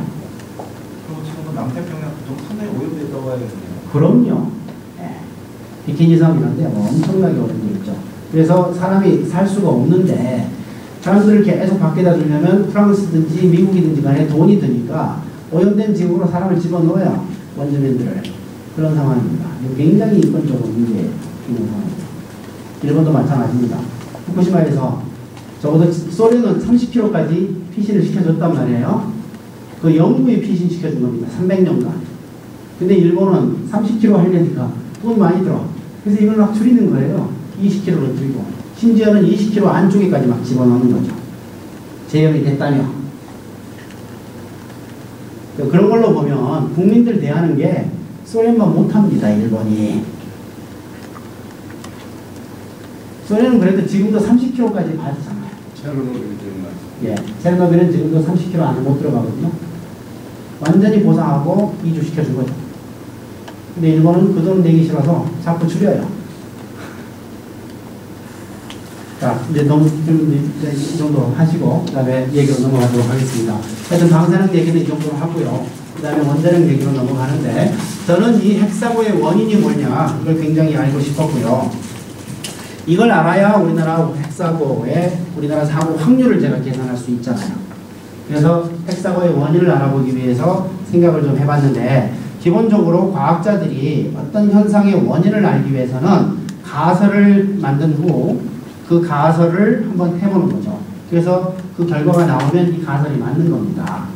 근데 그 결과가 안 나오면 이게 틀린 거죠. 다른 가설을 또 만들어야 되는 거죠. 이런 식으로 하거든요. 그래서 핵사고의 원인을 알기 위해서 가설을 제가 하나 만들었습니다. 어떤 가설이냐면 과거에 3번의 핵사고 있었다. 3마일 사고, 체르노빌 사고, 후쿠시마 사고. 그러니까 이 세 사고의 공통점을 찾으면 그게 바로 핵사고의 원인이거나 원인과 관련이 있거나 하지 않겠냐 이렇게 생각을 한 거죠. 그래서 이 세 사고의 공통점을 찾다가 굉장히 시행착오를 많이 했습니다. 한 3달, 4달을 세월을 하고 결국 찾은 게 이겁니다. 세 사고의 공통점 여기 있어요.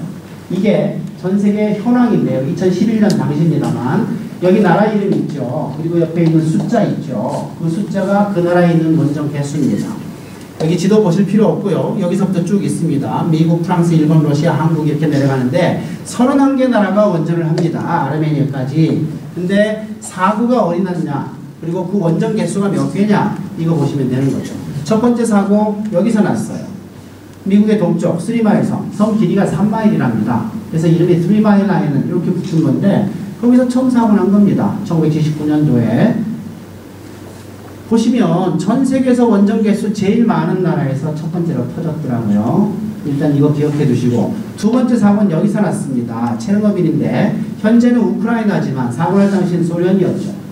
그래서 소련 원전 개수를 내가 계산해 봤어요. 그랬더니 66개더라고요. 전 세계 2등이었어요.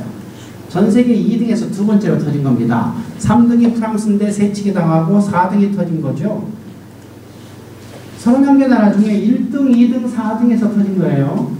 원전 개수 많은 나라에서만 발생했어요. 많은 순서대로 발생했어요. 이게 팩트입니다. 뭘 의미합니까 이거? 공통점이 있는 거죠. 무슨 공통점? 원전 개수가 많아요. 마치 자동차 많은 나라가 교통사고 많은 거하고 똑같은 일이 일어나고 있었더라고요. 인정하세요? 그럼 원전 개수가 사고 확률을 결정한다. 인정할 수 있습니까? 만약에 그걸 인정한다면 다음 핵사고는 어디서 납니까? 번호표 타놨더라고요, 대한민국이. 여기까지가 제 이론이에요. 어떻습니까? 비약이 너무 심합니까? 왜 원전 제일 많은 나라에서 첫 번째로 터지고 두 번째로 많은 나라에서 두 번째로 터지고 네 번째로 많은 나라에서 세 번째로 터졌냔 말이죠. 이거 아주 운 좋게 그냥 지나간 거고, 그리고 한국이 5등이라는 거죠. 지금 5년 전에 21개입니다만 지금 25개죠. 1년에 한 개씩 계속 완공되고 있습니다. 이 상황이에요. 그래서 저는 이걸 보고 난 다음에 이렇게 말씀을 드립니다. 오늘 밤에 한국 원전에 사고가 나도 우리는 할 말이 없다. 왜냐하면 얼마든지 예측 가능한데 가만히 있지 않았냐. 우리나라 현황 한번 보시면요. 영광에 6개, 울진 6개, 경주에 4개, 그 다음에 부산에 4개 이렇게 있었습니다. 20개. 근데 신자 붙은 애들 초록색 이거를 또 지은 거죠. 그래서 이렇게가 거의 다 지어졌어요. 그리고 요거 지금 2, 3년 내로 다 완공되면 28개가 됩니다. 땅 넓은 러시아가 32개거든요. 이 땅 적은 남한이 28개예요. 4개밖에 차이 안 나요. 근데 그 4개도 걱정할 것 없어요. 여기 4개 더 짓거든요. 여기 2개 더 짓습니다. 그리고 삼척에 4개, 영덕에 4개 더 지을 거거든요. 그게 지금 현재 경주의 정부의 계획이에요. 40개 넘어갑니다. 앞으로 프랑스보다 많아지고요. 러시아보다 많아집니다. 그게 정부의 계획이에요. 지금 현재 계획이에요. 정부 바뀌었으니까 바뀌어야 될 텐데 아직은 안 바뀐 상태입니다. 상황이에요. 원전 개수가 많아질수록 사고 확률은 증가하는 겁니다. 근데 계속 늘리는 거죠. 밀집도, 땅 넓이당 원전 개수입니다. 우리나라 땅은 좁아요. 원전 개수는 많아요. 그리고 계속 더 짓습니다. 세계 1등이거든요. 우린 더 지어요. 더 올라가요. 독도 1등 됩니다. 2등이 벨기에고요. 3등이 대만인데 놀라지 마세요. 이 2개 나라 탄핵 결정했습니다. 후쿠시마 사고 난 다음에 완전 싹 없애기로 결정한 거예요. 이 나라들의 공통점이 뭐냐? 이 사람들의 사고방식이 이겁니다. 아, 일본 났어? 그럼 우리 대만 날 수 있지 않아? 이 생각인 거죠. 우리나라는 어땠습니까? 일본 나고 뻔히 보고도 뭐라고 했어요? 정부가? 일본과 우리는 다르다. 원전 구조가 다르다. 저런 지진 저런 쓰나미 안 온다. 한국 원전은 안전하다. 우리는 원전 정책 그냥 간다. 그랬잖아요. 그 차이점인 거죠. 어쨌거나 벨기에와 대만은 0으로 떨어집니다. 그 다음에 일본이 4등인데 54개였습니다. 4개 터졌죠. 50개 남았죠. 지금 가동 중인 원전 5개입니다. 저번 주만 해도 3개였어요. 그리고 몇 달 전만 해도 빵기였습니다. 원전 개수 계속 빵기였어요. 사고 난 다음에 계속 원전 그냥 한꺼번에 다 닫아놨었던 겁니다. 전기 나왔냐? 나왔죠. 블랙아웃 없었어요. 우린 2번 있었죠? 일본은 없었어요. 후쿠시마 사고 난 다음에. 전기 공급에 왜 문제가 없었냐? 뒤져봤더니요. 원전하고 화력이 있으면 정부는 원전 전기 먼저 사줍니다. 일본도 마찬가지고. 그래서 이 원전 때문에 놀고 있던 화력이 많았어요. 일본에. 그거 돌린 겁니다. 전기에 아무 문제 없었어요.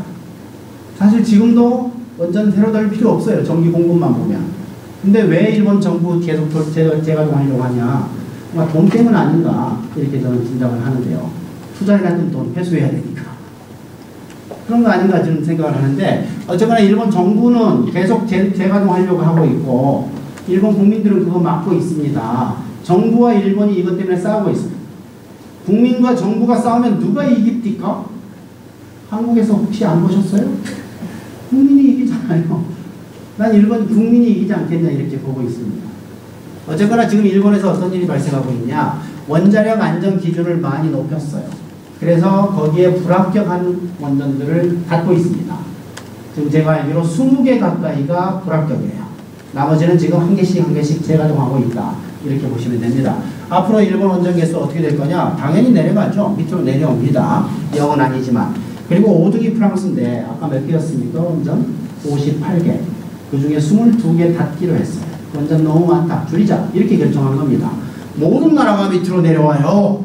한국만 올라갑니다. 아무도 가지 않은 길 혼자 가고 있다. 이렇게 보시면 돼요. 여러분 잘 아시죠? 대한민국 굉장히 독특한 나라라는 거 알고 계시죠? 대통령 한 명 뽑아놓으면 어느 순간 투명이 돼 있고 어느 순간 감옥에 가 있고 얼린거리는 열심히 하고 독특한 나라예요. 그 나라다. 전 세계 유행과 반대에 가고 있다. 이렇게 보시면 되는 겁니다. 그리고 드디어 제가 사고 확률을 결정했습니다. 제 손으로 그린 거예요.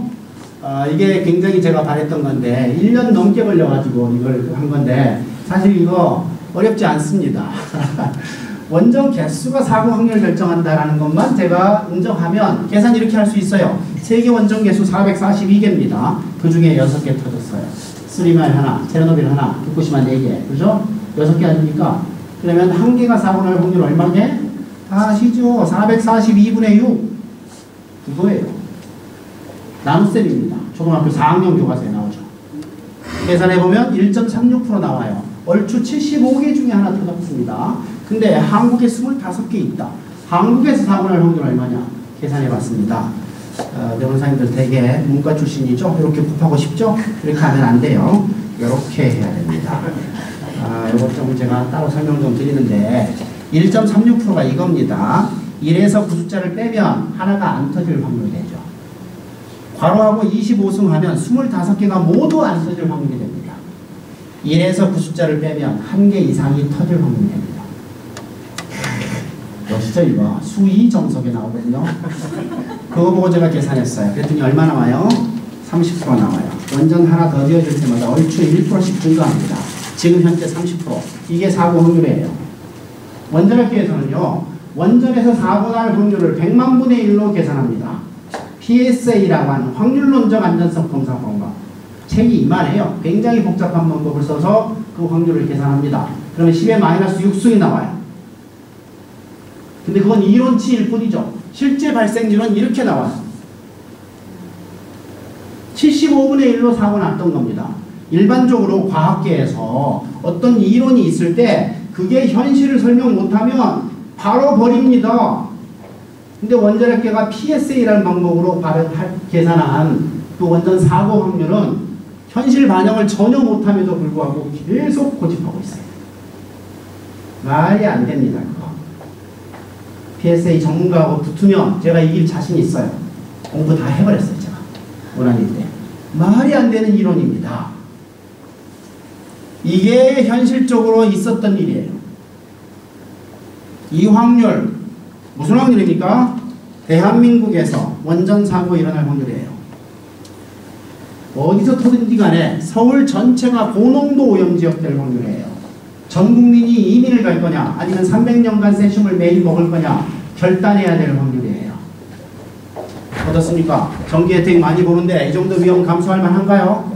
어떻게 생각하세요? 그건 말이 안 되는 겁니다. 난 도대체 이거 인정할 수가 없고요. 이거 0으로 낮춰야 된다. 이렇게 보는 거죠.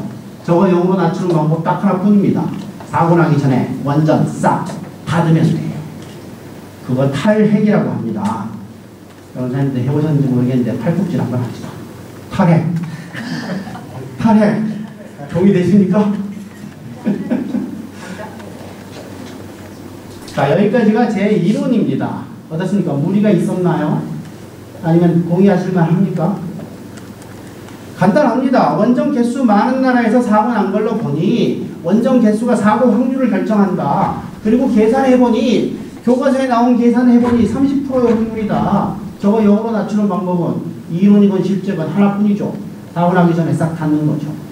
아닙니까? 무리한 얘기가 아닙니다. 이거.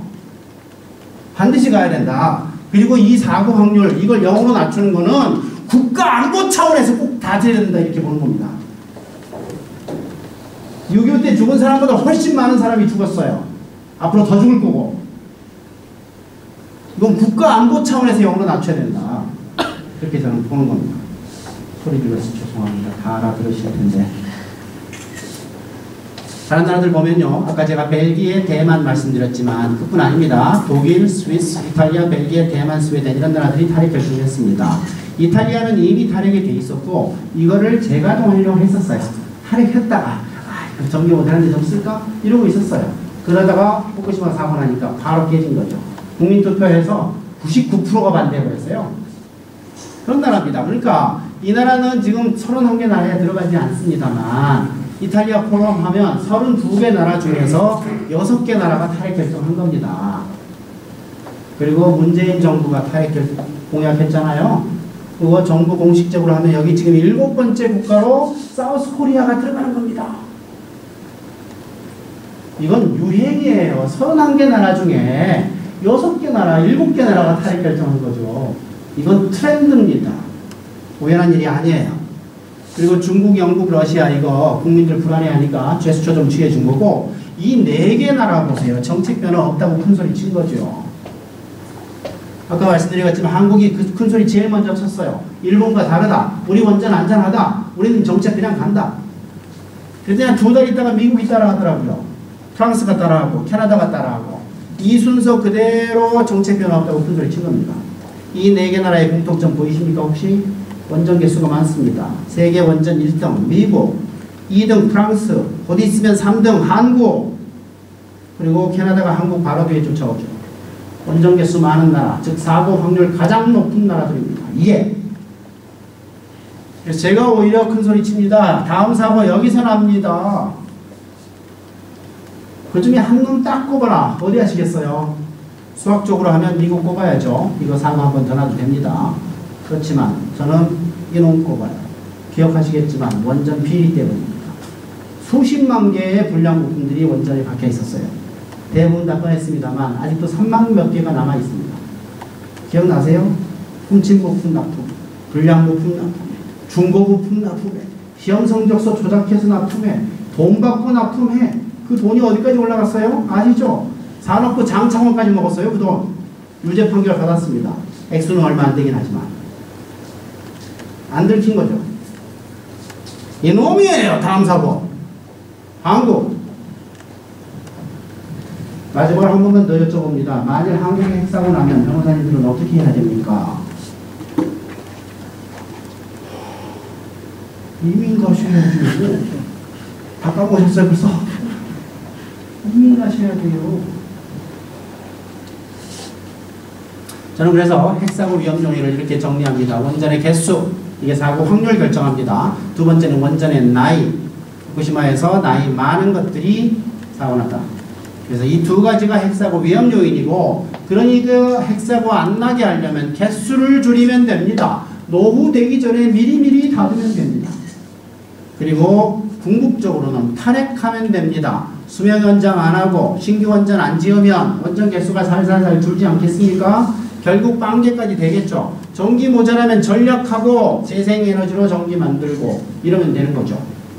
제가 만든 지침이지만 전 세계가 이 지침을 따르면 다음 핵사고는 없죠. 아닙니까? 저는 그래서 반드시 우리가 이 길 가야 된다. 이렇게 6년간 주장했는데 문재인 후보님이 이걸 그대로 다 받아주신 거예요. 제가 문캠프에 갔거든요. 그리고 에너지 전환 정책 제안했거든요. 대부분 다 받아주신 겁니다. 이 핵심적인 이걸 다 받아준 거예요. 문재인 대통령의 공약사항입니다. 대통령의 공약사항이면 이거는 정부 정책이에요. 장관들은 이거를 하기 위해서 장관하는 거예요. 너무 심했습니까? 어쨌거나 난 정말 요즘 그래서 그 대선 과정 그리고 이렇게 선거 결과 나오고 그 다음에 하시는 거 이렇게 보면서 나 지금 너무 좋아 죽겠어요 지금 솔직히. 그리고 이거 할 산업부 장관 잘 뽑아야 될 텐데 그러면서 꽉 그것만 기다리고 있는 그런 상황입니다. 그래서 마지막으로 탈핵 가능하겠냐 이 말씀을 좀 짧게 말씀을 드리도록 하겠습니다. 우리 국민들 대부분이요 원전이 위험하다라는 걸 인정하십니다. 그러면 사고 날 수 있다라는 걸 인정하시는 거죠. 사고 나면 뒷감당이 안 될 만큼 큰 사고다라는 것도 인정하시는 거죠. 근데 대안이 없다라고 굳게 믿고 있어요. 신앙심처럼 믿고 있어요. 이게 굉장히 불합리합니다. 저는 그래서 경주에 살면서 경주 남자들하고 술 먹으면요, 웃기는 일이 가끔 생깁니다. 원자력 얘기를 안 해야 되는데 술 한잔 먹으면 그 얘기가 나와요. 하루 종일 그 생각만 하니까 그 얘기가 나와요. 월성 완전 저기 있는 저거 위험해 죽겠다. 저는 싹 없앴으면 좋겠다. 그렇게 얘기를 합니다. 그러면 경주 남자들 반응이 웃깁니다. 천편일률적이에요. 갑자기 화를 내요. 당신은 전기 안 쓰나? 이렇게 얘기해요. 왜 화내나 몰라. 한수원 직원인가? 아니거든요. 왜 화내요? 감정을 건드리는 겁니다. 본인들이 갖고 있는 가치관이 있는데 그게 틀렸다고 공경항셈이다. 이거예요. 마치 종교나 자기 가족을 비난하는 것처럼 갑자기 화를 냅니다. 웃기죠. 그런데 저도 이제 화가 나요. 그런 얘기 듣고 나면 못 참고 이렇게 얘기합니다. 아, 그러다 저 월성원전 터지면 당신은 어떡할 건데? 이렇게 제가 얘기가 나와버립니다. 그럼 반응이 어떻게 나올 것 같아요? 경상도 남자들. 아, 그럼 죽지 뭐! 열이면 아홉이 그래요. 아, 죽지 뭐! 나 혼자 죽나? 이래요. 그 사고방식 한번 생각해 보십시오. 원자력 위험하다. 근데 대안이 없지 않냐. 그리고 사고 나면 기꺼이 죽겠다. 이거야. 무슨 이런 불합리한 사고방식이 있냐 말이죠. 대부분 국민들이 사실은 그렇습니다. 원자력 위험하다. 그러나 대안이 없다. 이렇게 굳게 믿고 있어요. 근데 국민들이 그렇게 믿고 있는 이유는, 제일 중요한 이유는 딱 하나뿐입니다. 제대로 된 데이터를 본 적이 없어요. 지금부터 여러분께만 특별히 제대로 된 데이터를 보여드립니다. 별거 아니에요. 세계 통계예요. 이것만 보시면 바로 판단이 서질 겁니다. 한국 탈핵 가능할지 말지 금방 아실 겁니다. 첫 번째 슬라이드입니다. 세계 원전 개수. 1954년부터 쫙 많아집니다. 1990년에 피크에 도달해요. 그리고 30년간 원전 개수가 그 자리에 있었습니다. 전혀 증가하지 않았죠. 이거는 후쿠시마 영향이죠. 후쿠시마 전에도 전혀 증가하진 않았어요. 우리나라 원전 계속 증가했는데 왜 세계 원전 개수는 그 자리에 있었냐? 선진국이 손 빼고 있었습니다. 유럽이 50개를 줄이고 있었고요. 미국도 10개를 줄인 겁니다. 미국과 유럽에서는 원전 안 지어요. 5분의 1거 하나씩 없애기만 하고 있는 겁니다. 30년간 서서히 손 빼고 있었죠. 그러면 그 빈자리를 누가 메꾸고 있었냐? 잘 짐작하시겠지만 한국, 중국, 인도, 러시아 이 4개 나라가 그 빈자리를 메꾸고 있었어요. 다른 나라도 별거 없습니다. 31개 나라가 하지만 다 1개, 2개, 3개 이 정도예요. 이 4개 나라가 10개 이상 지으면서 버티고 있었던 겁니다. 앞으로 세계 원전 개수 어떻게 될 것 같습니까? 유지할까요? 줍니다. 이렇게 줄 거예요. 이거 제 데이터 아니고요. IAEA 데이터입니다. 국제원자력기구가 이렇게 데이터를 낸 겁니다. 근데 조건이 붙어 있어요. 신규 원전 없을 때라는 조건이 붙어 있습니다. 그래서 좀 생각을 해야 됩니다. 2017년 세계 원전 개수 450개 근처입니다. 앞으로 20년 후에 원전 개수는 150개로 줄어요. 20년 내로 전 세계에서 300개의 원전이 문을 닫습니다. 되셨죠? 그러니 20년 후에 이 숫자 유지하려면 누군가 300개를 지어야 됩니다. 그렇죠? 한국 20개 더 지을 거예요. 전 세계 3등 됩니다. 중국 50개 더 지어요. 전 세계 1등 아니면 2등 됩니다. 그리고 인도가 20개 더 지어요. 한국 바로 뒤에 쫓아오고요. 러시아가 10개 더 지을 계획입니다. 한국 밑에 깔려요. 이 4개 나라가 대부분이에요. 다 합해서 몇 개입니까? 100개입니다.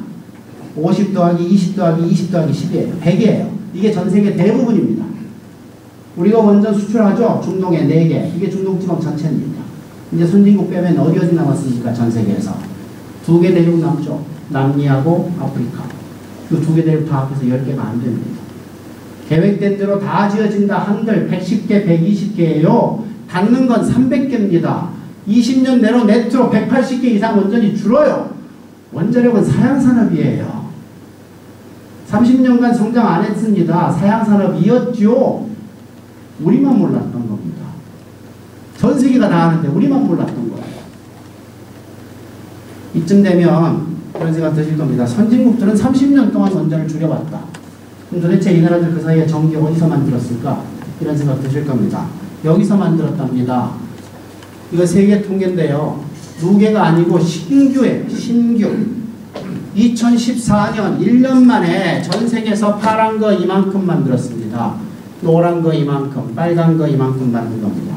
그래프 보시면 눈에 바로 보이시죠? 쫙 많아지는 파란 거, 풍력이죠. 최근에 와서 쫙 많아지는 노란 거, 태양광입니다. 태양광 왜 이렇게 늦게 시작했을까요? 비쌌습니다. 최근에 와서 왜 이렇게 많아지죠? 싸졌습니다. 그리고 원자력 보십시오. 20년 전이나 지금이나 그저 그렇잖아요. 2014년에 제가 이걸 한번 계산해 봤더니요. 원자력의 투자 액수보다 30배예요. 이건 20배고 둘이 합해서 50배예요. 전 세계 투자 방향이 이미 20년 전에 결정됐어요. 이걸 아무도 몰라요. 제가 2011년도에 사고 난 다음에 여기까지 나오는 그래프를 그렸어요. 그리고 그거를 칼라로 인쇄를 해가지고 코팅해서 그 국회에 갖고 가서 막 들고 다녔어요. 의원실에 들고 다니면서 이거 본 적이 있냐? 보좌관들, 의원님들 만나면 본 적이 있냐? 좀 미쳤다고 그랬을 거야. 아마. 정말 다 돌아다니면서 물어봤어요. 아무도 본 적이 없대요. 그리고 그 당시에 제가 이메일을, 기자 이메일을 500개 갖고 있었거든요. 500명한테 싹 보냈어요. 이거. 본 적이 있냐? 아무도 본 적이 없어요. 그리고 산업부 공무원들, 꽤 높은 공무원하고 만날 기회가 있어서 그걸 보여줬어요. 일부러 들고 와서. 그랬더니, 아, 교수님 이런 거 그리고 다니지 마세요. 내가 그린 줄 알아. 중부소 공무원이 몰라. 기자들이 몰라. 교과서가 몰라. 선생님들이 몰라. 이거 아는 사람들은요. 이거 전공하는 교수 몇 사람만 압니다. 그래서 내가 소리 한번 질렀어요. 당신들 알고 있는 사람들이 왜 이걸 국민들에게 알리질 않았냐? 아니래요. 자기네들은 글 쓰고 난리를 쳤대요. 언론에서 안 받아줘서 안 알려진 거지. 자기들은 난리를 쳤대요. 알리려고. 이게 무슨 얘기니까 지금. 도대체 다른 나라가 어디서 전기를 만들고 있는지 국가 기밀인가 봐요. 아무도 몰라. 한 명을 오래 속일 수 있답니다. 그리고 여러 명을 잠깐 속일 수 있대요. 근데 이거 한번 보세요. 전 국민의 5천만 명을 30년 동안 속인 거죠. 엄청난 세력이 대한민국에 있다. 이렇게 봐야 됩니다. 어쨌거나 우리나라는 잘 아시다시피 원자력만 했죠. 이거 안 했죠. 풍력, 태양광 안 한 거 다 아실 겁니다. 그러다 보니까 2014년 재생가능에너지 성적표 이렇게 나옵니다. 이 그래프는요. 전기 생산 중에 재생가능이 몇 프로냐 이겁니다. 각 나라에서 세계 평균 보십시오. 22.8%입니다. 뭘 의미합니까? 지구상에 만드는 전기 전체 중에 22.8%가 재생가능입니다. 2년 전에 며칠 전에 작년 데이터가 나왔어요. 25%예요. 지구상에 만드는 전기 전체 중에 4분의 1이 재생 가능입니다. 원자력은 10%예요. 옛날부터 10%였습니다. 이거 조금씩 줄고 있고 얘는 1년에 1%씩 증가해요. 세계 성장률 1%. 인류 역사상 있어 본 적이 없대요. 엄청나게 지금 투자하고 성장하고 있는 겁니다. 유럽 25%, 미국 13% 보십시오. 전부 10% 넘어요. 여기 지금 80%, 60% 이런 나라들 얼마 전에 큰 소리 쳤습니다. 10년 내로 100% 간대요. 가죠. 투자하면 됩니다. 그리고 이미 100% 달성한 나라 2개 있거든요. 노르웨이하고 아이슬란드입니다. 그것도 10년 전에는 100% 아니었어요. 투자해서 된 겁니다. 다 투자하고 있어요. 다 올라가고 있어요. 10% 안 되는 나라 거의 없어요. 전 세계에. 아시아 국가들도 다 10% 넘습니다. 일본 아마 올해 15% 넘었을 겁니다. 엄청나게 투자하고 있어요. 근데 1% 안 되는 놈이 여기 하나 딱 있어요. 누굽니까 이게? 대한민국이에요. 여러분의 조국. 독특한 그 나라. 남들 다 가고 있는데 전 국민이 그걸 모르고 있는 나라. 태양광 풍력 다 하고 있는데 우리만 안 하고 있는데 그걸 아무도 모르고 있는 나라. 그 독특한 나라. 그 나라예요. 세계 꼴찌, 꽃 꼴찌, 진짜 꼴찌, 레알 꼴찌, 그냥 독도 꼴찌. 이런 상황인데 전 국민이 재생 가능 안 된다라고 세뇌가 되어 있습니다. 변호사님들 여태까지 들었던 얘기 한번 생각해 보세요. 재생 가능 에너지에 대해서 무슨 소문 들으셨어요? 비싸다. 들으셨죠? 효율 낮다. 들으셨죠? 전기 별로 안 나온다. 들으셨죠? 땅이 좁아서 태양광 올릴 자리 없다 들으셨죠? 태양광 판넬 해놓으면 눈이 번쩍번쩍거려서 힘들다 들으셨죠? 보기 싫다 혹시 안 들으셨어요? 흉물스럽다. 풍력 해놓으면 소음 들여서 못 산다 이런 얘기 들으셨죠? 새들이 들어가서 가서 부딪혀서 피가 뚝뚝 떨어진다 안 들으셨어요? 안 된다는 소리만 들었지. 전 세계가 하고 있는데 꼴찌하고 있으면서 안 된다 이 소리만 듣고 있는 거죠. 이게요 체계적으로 교과서에서 그렇게 가르쳐요. 한국에서 고등학교를 나오면 그 시험 보고 나와요. 웃기는 나라입니다. 꼴찌하면서. 여러분도 그런 얘기 생각해 본 적도 별로 없을 테니까 지금부터 잠깐만 좀 명상을 좀 하겠습니다. 재생가능 에너지의 특징, 태양광 풍력, 지열 이런 것들의 특징.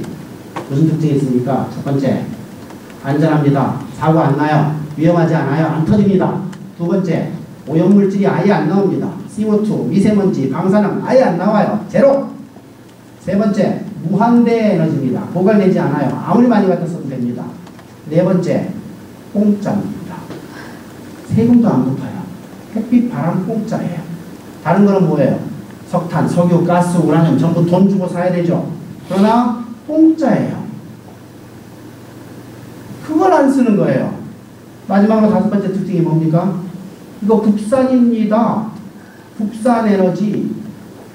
한국에 떨어지는 햇빛 국산이에요. 얘들 다 국산이에요. 일본 햇빛 수입할 방법이 없습니다. 우리나라. 생각해보세요. 우리나라 에너지 해외 의존도 몇 프로입니까? 97%. 다 아시죠? 우리 쓰고 있는 에너지의 3%만 국산이에요. 나머지 97%는 뭘로 사는데? 달러 돈으로 사죠. 그 돈 누가 벌었는데? 전 국민이 피땀 흘려서 버는 돈이에요. 수출해가지고. 근데 국산 에너지는 다 갖다 버려. 이런 바보가 어디 있어요.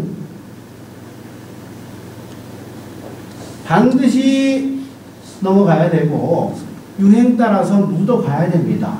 솔직히요, 제가 이 그래프 보고 난 다음에 깜짝 놀라가지고 한번 뒤져봤어요. 한국처럼 재생가능 에너지 아예 안 하고 원자력만 하는 나라가 혹시 지구상에 한 개쯤 더 있는지 다 뒤져봤어요. 전 지구를 다 뒤졌어요. 그래봤자 31개 나라만 뒤지면 됩니다.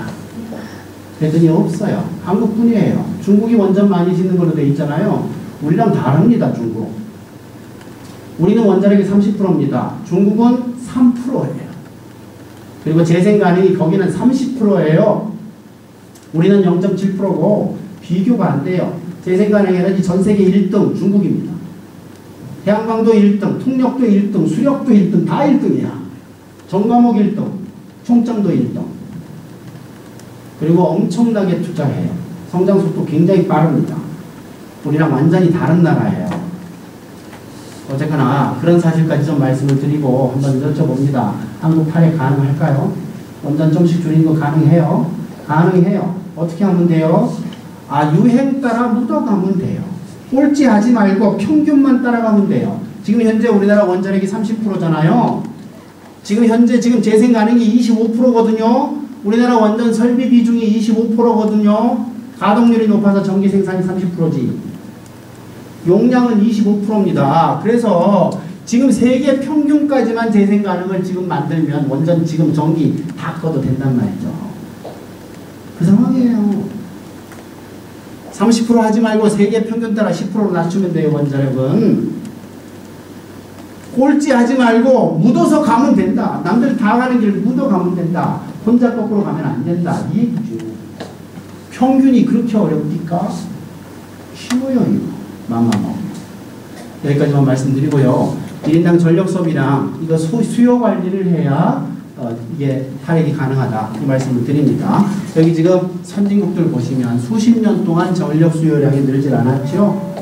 그런데도 경제 성장률은 얘랑 비슷했었죠. 이게 왜 가능했냐? 에너지 효율화 사업을 계속한 겁니다. 굉장히 큰 산업 분야예요. 돈도 벌고 에너지 효율화하고 그런 겁니다. 잘 아시잖아요. 형광등을 LED로 바꾸면 전기를 80%를 아껴요. 20%밖에 전기 안 납니다.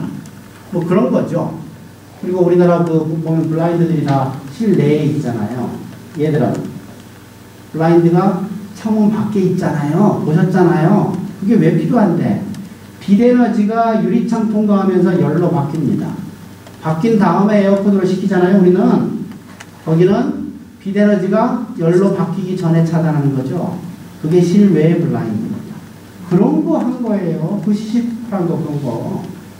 냉장고 효율 좋게 만들고 전기요금 좀 비싸게 해서 저 사람들이 좀 더 아껴 쓰게 만들고 그렇게 수십 년 살아온 겁니다. 전력 소비량이 늘질 않으니 원전이건 화력이건 새로 지을 필요가 없었던 거고 송전탑 새로 지을 필요도 없었던 거고 전력 수요가 늘질 않는데 지금 태양광 풍력이 엄청나게 증가하잖아요. 증가한 만큼 고스란히 전기가 남아. 그러지 않겠습니까? 수요가 안 느는데 공급이 느는데 그러니까 할 수 없이 원전 끄고 석탄 끄고 이렇게 했던 겁니다. 화력 끄고 원전 끄고 돌아가면서. 그래서 원전도 줄고 화력도 줄고 했던 거죠. 지구온난화도 대응하고 원전도 줄고 그랬던 겁니다. 이 선진국들이. 그거 컨닝하면 돼요. 그래서 먼저 컨닝해야 될 거는 수요관리입니다. 이게 이렇게 많이 증가하면 안 돼요. 이거 망치로 대가리 팍 쳐서 꼬꾸라져야 돼요. 밑으로 내려가야 됩니다. 전기가 제일 고급 에너지 아닙니까? 석탄, 석유, 가스 가지고 불 질러서 물 끓여서 전기 터빈 돌려야 전기 나와요. 당연히 이 에너지보다 3배 이상 비싸야 됩니다. 왜냐하면 3분의 1만 전기가 되니까. 근데 그 전기를 선진국보다 많이 쓸 만큼 잘 삽니까 이 나라? 아니잖아요. 잘못돼 있어요. 전기 요금 체제 잘못돼 있고 세제 잘못돼 있습니다. 석탄, 우라늄 공짜예요. 세금 안 붙어요. 이게 말이 되는 거. 엄청난 오염을 일으키는데 세금이 거의 안 붙어요. 틀렸습니다. 여기에 세금 빡 박아야 돼요. 그래서 전력 소비량이 늘지 않도록 수요 관리 먼저 하고 수요 관리한 후에 재생 가능을 늘려야 됩니다. 수요 관리가 안 되면 태양광 풍력 아무리 많이 만들어봤자 소용없습니다. 밑바닥에 물 붓기. 여기까지 좀 말씀을 드리고요. 컨닝을 하려면 선진국들을 컨닝하려면 이거부터 해야 됩니다. 수요 관리부터. 그리고 수요 관리의 핵심은 전기 요금입니다. 결론으로 가겠습니다. 한국 탈핵 가능하다. 그 방법은 세계적 추세를 따르는 거다. 남들 가는 길 묻어가면 된다. 유행 따라 가면 된다. 전문용어로 컨닝하면 된다. 이게 제 결론입니다. 이거 참고만 소개하고 강의 마치겠습니다. 고맙습니다.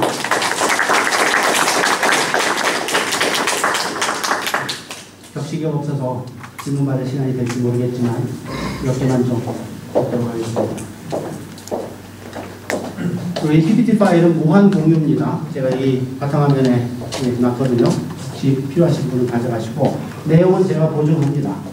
무한 공유 원하시는 분 다 나눠주시고 국민들한테 좀 이거 좀 나눠주시면 좋겠습니다.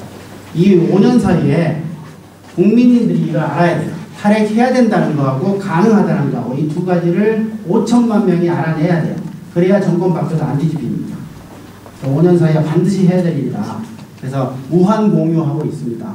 좀 많이 생각해 주시고.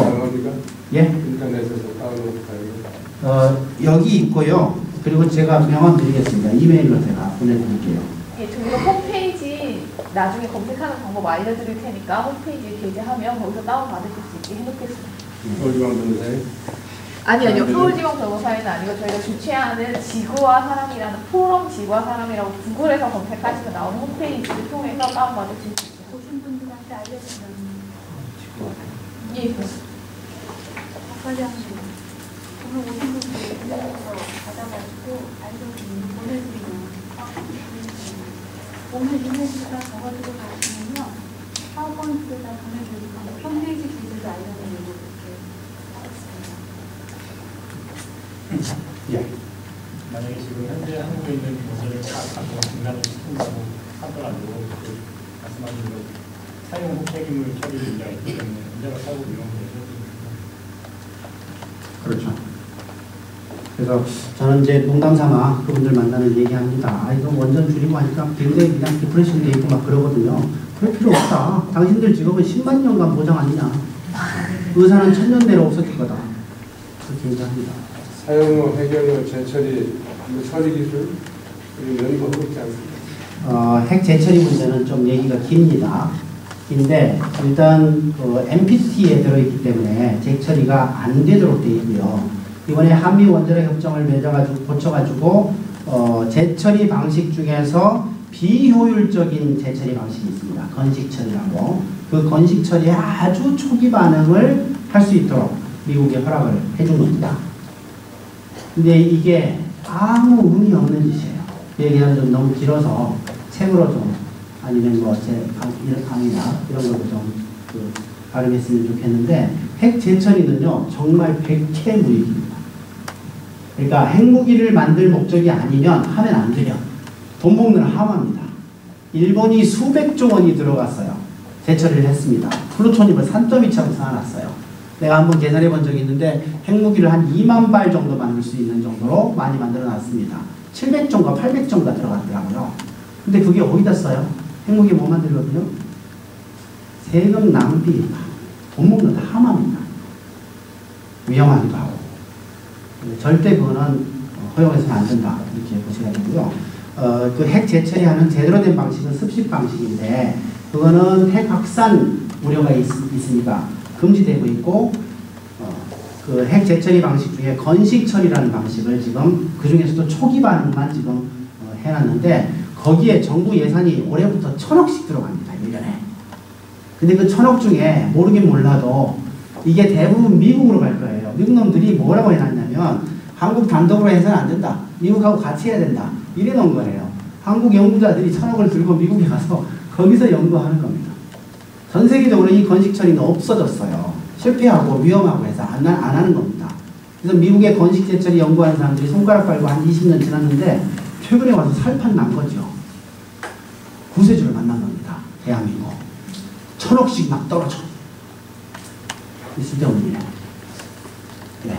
원전을 다룬다는 게 완전히 안 다뤄진다는 의미가 아니면 더 이상 리스크가 늘어나지 않는다는 정도입니다. 원전은 폐쇄라는 개념이 있고요. 폐로라는 개념이 있습니다. 폐쇄는 원자로에서 해결료 꺼내서 물통 속에 집어넣고 이걸 식히면서 원자로 건물 문을 닫아놓으면 폐쇄입니다.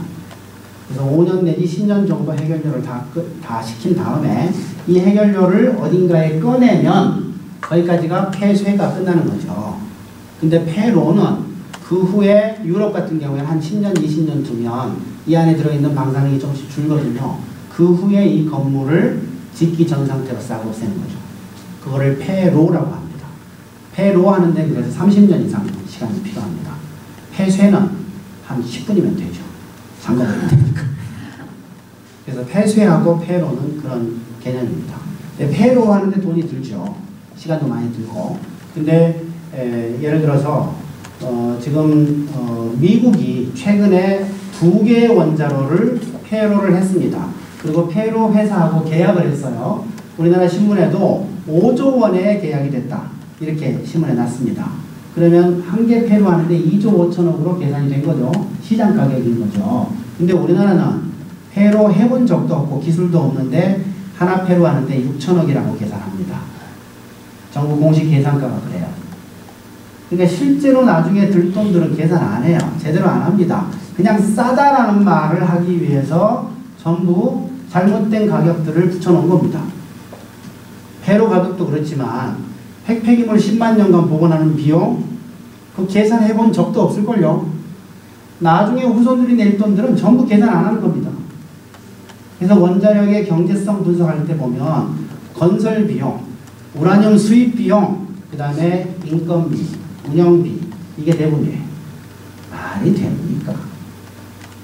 사실 여기다가 안전비용까지 집어넣어야 되거든요. 핵사고 날 확률 곱하기 사고 났을 때 처리 비용. 일본 정부가 지금 700조 원이 들었대요. 후쿠시마 핵사고 이후에. 그리고 앞으로 얼마가 들지 모른대요. 그러면 700조 원 곱하기 사고 확률 해서 이 안전비용이 더해져야 되는 거 아닙니까? 이거 계산해 본 적이 없어요. 그리고 사고 확률 보나만 합니다. 10의 마이너스 6승 100만 분의 1 이렇게 계산하겠죠. 왜냐하면 자기들 이론 치기가 100만 분의 1이니까. 피폭이 인체에 미치는 영향으로 궁금한 게 있는데요. 피폭이 되면 인사람이 몸에 들어와서 안에서도 계속 붕괴라든가 그걸 계속 한다고 그러잖아요. 예. 이게 죽을 때까지 계속 있는 건지 그 시간적인 게 얼마나 긴지. 그럼 방사능 물질마다 다 다릅니다. 제가 아까 수백 가지가 있다고 그랬잖아요. 근데 그 중에 예를 들어 플루토늄 같은 거는 몸에 들어오면요 절반이 나가는데 300년 걸리는 걸로 되어 있거든요. 죽은 다음에도 시체 속에 계속 남아있는 그런 거죠. 근데 세슘은 2달 지나면 절반 정도가 나갑니다, 몸에서. 그래서 방사능 물질마다 다 달라요. 다 달라요. 요오드라는 건요, 몸에서 나가는 시간은 얼마 안 오래 걸리긴 하는데, 이거는 방사능 물질 자체가 방광기가 짧습니다. 그래서 10일이 지나면 절반으로 줄어요. 20일 지나면 4분의 1로 줄고, 30일 지나면 8분의 1로 줄고, 2의 n승으로 줍니다. 그래서 방사능 물질마다 다 다르다. 근데 장기간 방사능 물질들이 있다. 그것들은 몸에서 절대 안 나간다. 이렇게 보시면 돼요. 쓰면서 계속 이렇게 분열을 하면서 그 세포들을 변이시키거나 죽이거나 계속 되는 거죠. 그렇죠. 그런 겁니다. 근데 이것도 좀 자세히 설명하면 그것 좀 긴데 한 가지만 좀 말씀드리면요. 핵종 전환이라는 그런 일이 일어납니다. 혹시 알파 붕괴, 베타 붕괴, 감마 붕괴를 아시나요? 알파 붕괴는 헬륨의 핵이 튀어나오는 겁니다. 상당히 큰 덩어리가 튀어나오는 거예요. 베타 붕괴는 전자 하나가 튀어나오는 겁니다. 이게 베타 붕괴인데 베타 붕괴를 하는 방사능 물질이 많아요. 특히 지금 탄소, 그다음에 수소 이런 것들 우리 몸에 많이 있는 성분인데 방사능 물질로 대치가 되는 거죠. 피폭이 되다 보면 그러면 우리 몸에 단백질이나 유전자나 이런 데 들어가는 게 탄소, 그 다음에 산소, 그 다음에 황, 그 다음에 수소 이런 것들인데 이런 것들이 방사성 물질로 치환이 되어 있는 겁니다. 그러다가 거기에 베타 붕괴를 하면 예를 들어 삼중수소가 박혀 있었는데 삼중수소가 베타 붕괴를 하면 이게 수소가 아니라 헬륨으로 바뀌어 버립니다. 그래서 유전자에 있던 수소 하나가 헬륨이 돼버리면 유전자 모양이 왕창 바뀌어버려요. 완전히 바뀌어버립니다. 이거 굉장히 큰 유전자 손상이 한 방에 일어나는 거죠. 이런 걸 보고 핵종 전환이라고 하는데 이 핵종 전환을 잘 일으키는 방사능 물질이 탄소하고 수소하고 황입니다. 이것들은 이제 그런 베타 붕괴를 일으키면서 핵종 전환이 되죠. 그런 건 훨씬 더 위험한 거고 각종 그 위험한 방식들이 굉장히 여러 가지가 있습니다. 예, 말씀하신 중에서 저는 이제 최근에 집을 지으면서 우리가 태양 광 발전 설비를 했고요. 아까 말씀하신 커튼을 밖에 달았습니다. 오, 예. 지금 전기가 매달 남아도는데. 남아돌아요? 예, 많이 남았습니다. 부러워. 지금 아까 말씀하신. 근데 그걸 지금 못 팔고 계시죠? 한전이 사줍니다. 한전에서 크레딧만 해줍니다. 사지는 않고 돈을 예. 주지 않고 예. 플러스 얼마든 예금식으로 해서 제가 여름에 많이 쓸 때 많이 쓰면 한방 사용하지 않고 지금 500달 안 되기 때문에. 예, 예. 아까 말씀하신 중에서 저희들이 소비량이 엄청나게 올라가고 있고 그다음 예금 체계도 잘못되어 있고 여러 가지가 너무 많지 않습니까? 예. 그렇다고 그러면 그 중에서 가장 심하게 하나를 해야 된다 그러면 어느 걸 좋아하는지? 전기 요금입니다. 요금. 지금 원가 이하로 전기를 공급해왔고 그런 경우에는 전기를 많이 쓰는 주체일수록 많은 이익을 봅니다. 이게 바로 대기업들이죠. 대기업들은 그래서 전기요금 낮은 거에 가장 큰 혜택을 받았죠. 그리고 그것 때문에 한전 적자가 막 누적돼 있습니다. 제가 알기로 200조가 지금 빚이거든요. 1년 예산의 절반을 한 개 공기업에서 빚으로 갖고 있어. 이거는 결국 국민 세금으로 메꿔야 되는 거기 때문에 이런 구조입니다. 많이 쓰는 회사는 이익을 얻고 그 전기요금은 국민이 골고루 내고 있고 이런 형국으로 여태까지 수십 년 왔죠. 근데 이거는 바로 잡아야 됩니다. 탈원전과 상관없이 그냥 그 정의 차원에서 바로 잡아야 됩니다. 그래서 원가 이상으로 하고 전기에 어떤 세금이건 뭐건 간에 이익이 그 정도 남도록 이렇게 해야 되고 그 남는 이익금으로 재생가능한 쪽에 투자하고 이렇게 가야 됩니다. 그 일을 이제 산업부 장관이 해야 되는데 그럴 만한 이해도가 있는 사람이 장관이 되냐 굉장히 심각한 문제죠. 다들 지금 산업부 장관이 어떤 사람이 될까 굉장히 궁금한데. 예.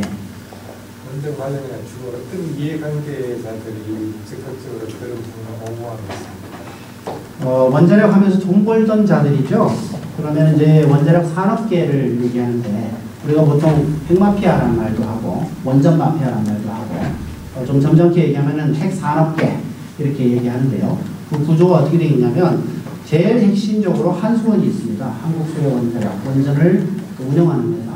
근데 전기 만들고 파는 과정에서는 별로 큰 이익이 남질 않습니다. 전기요금이 낮기 때문에. 그래서 원전산업계에서 가장 큰 거래가 왔다 갔다 하는 것은 원전 건설대입니다. 그래서 원전을 건설하는 회사하고 그때 우리나라 원전의 대부분을 현대건설이 다 지었고요. 삼성건설이 몇 개 지었습니다. 그리고 우리나라 안에 들어가는 원자로 이거는 두산중공업이 100% 다 만듭니다. 그래서 두산중공업하고 현대건설, 삼성건설 이 세 개가 산업계에는 핵심이고 그 다음에 운영하는 한수원이 있고 그 다음에 여기에 하청을 받는 회사들이 쭉 있는 거죠. 그게 이제 산업계인 거고 이 산업계가 정부의 지원을 계속 받게 하기 위해서 움직여야 될 집단이 또 있는 거죠. 학계, 정치계, 행정계, 공무원들 이게 있는 겁니다. 그리고 그 원자력 문화재단이라고 들어보셨는지 모르겠는데 우리가 내는 전기요금 중에서 1년에 100억씩 꺼내가지고 원자력 홍보를 합니다. 원자력 문화재단은 한수원 돈으로 홍보하는 게 아니에요. 국민들 전기요금으로 하는 겁니다. 그 문화재단이 하는 일 중에 제일 중요한 일은 초중고등학교 교과서를 친원전 내용으로 바꾸는 일을 해요. 1년 내내 그 일만 합니다. 그리고 그 일을 수십 년간 해왔죠. 그래서 대한민국 교과서는 전부 원자력을 미래 에너지, 그린 에너지, 아주 친환경 에너지 이렇게 전부 표시하죠. 한국에서 고등학교를 나오면 친원전 분자가 돼서 졸업하는 겁니다. 이걸 다 뒤집어야 되니까 너무 힘들어요. 수력원자력 주주나 뭐 이런 것들은 어떻게 됐습니까? 수력원자력의 주주. 네. 한수원은 주주가 없고요. 이사회가 있긴 합니다만 100% 한전이 주식을 다 갖고 있습니다. 그래서 한전 주주들이 한수원을 룰을 할 수 있는 거죠.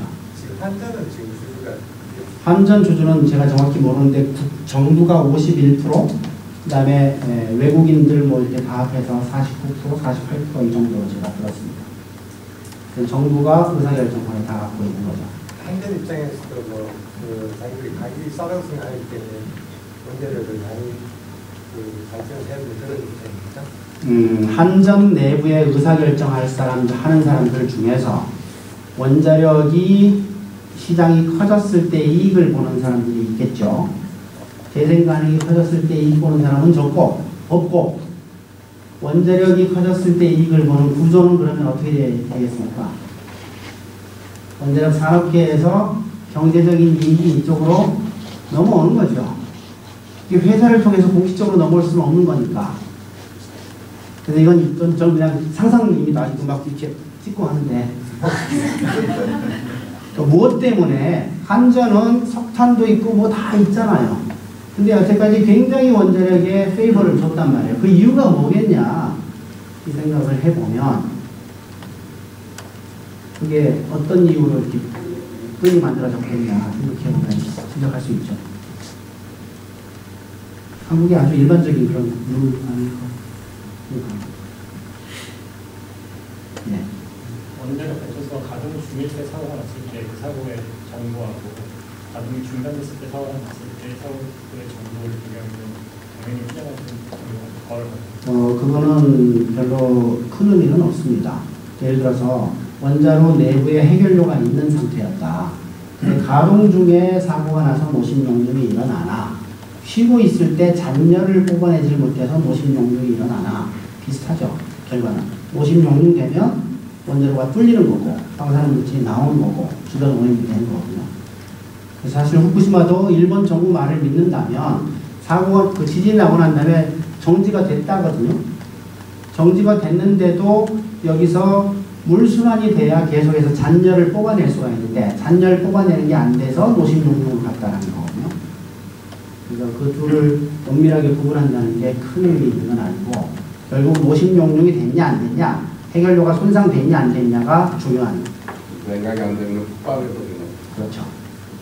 폭발하는 게 아니라 원자로 내 있는 해결료가 녹아버립니다. 이게 녹아버리면 너무 뜨겁기 때문에 원자로가 뚫립니다. 그러면 이 안에 갇혀 있어야 될 방사능 물질이 원자로 밖으로 나오는 거죠. 그러면 방사능 오염이 됩니다. 핵심은 원자로 내부에 방사능 물질이 갇혀 있냐, 얘가 밖으로 나왔냐, 이게 핵심입니다.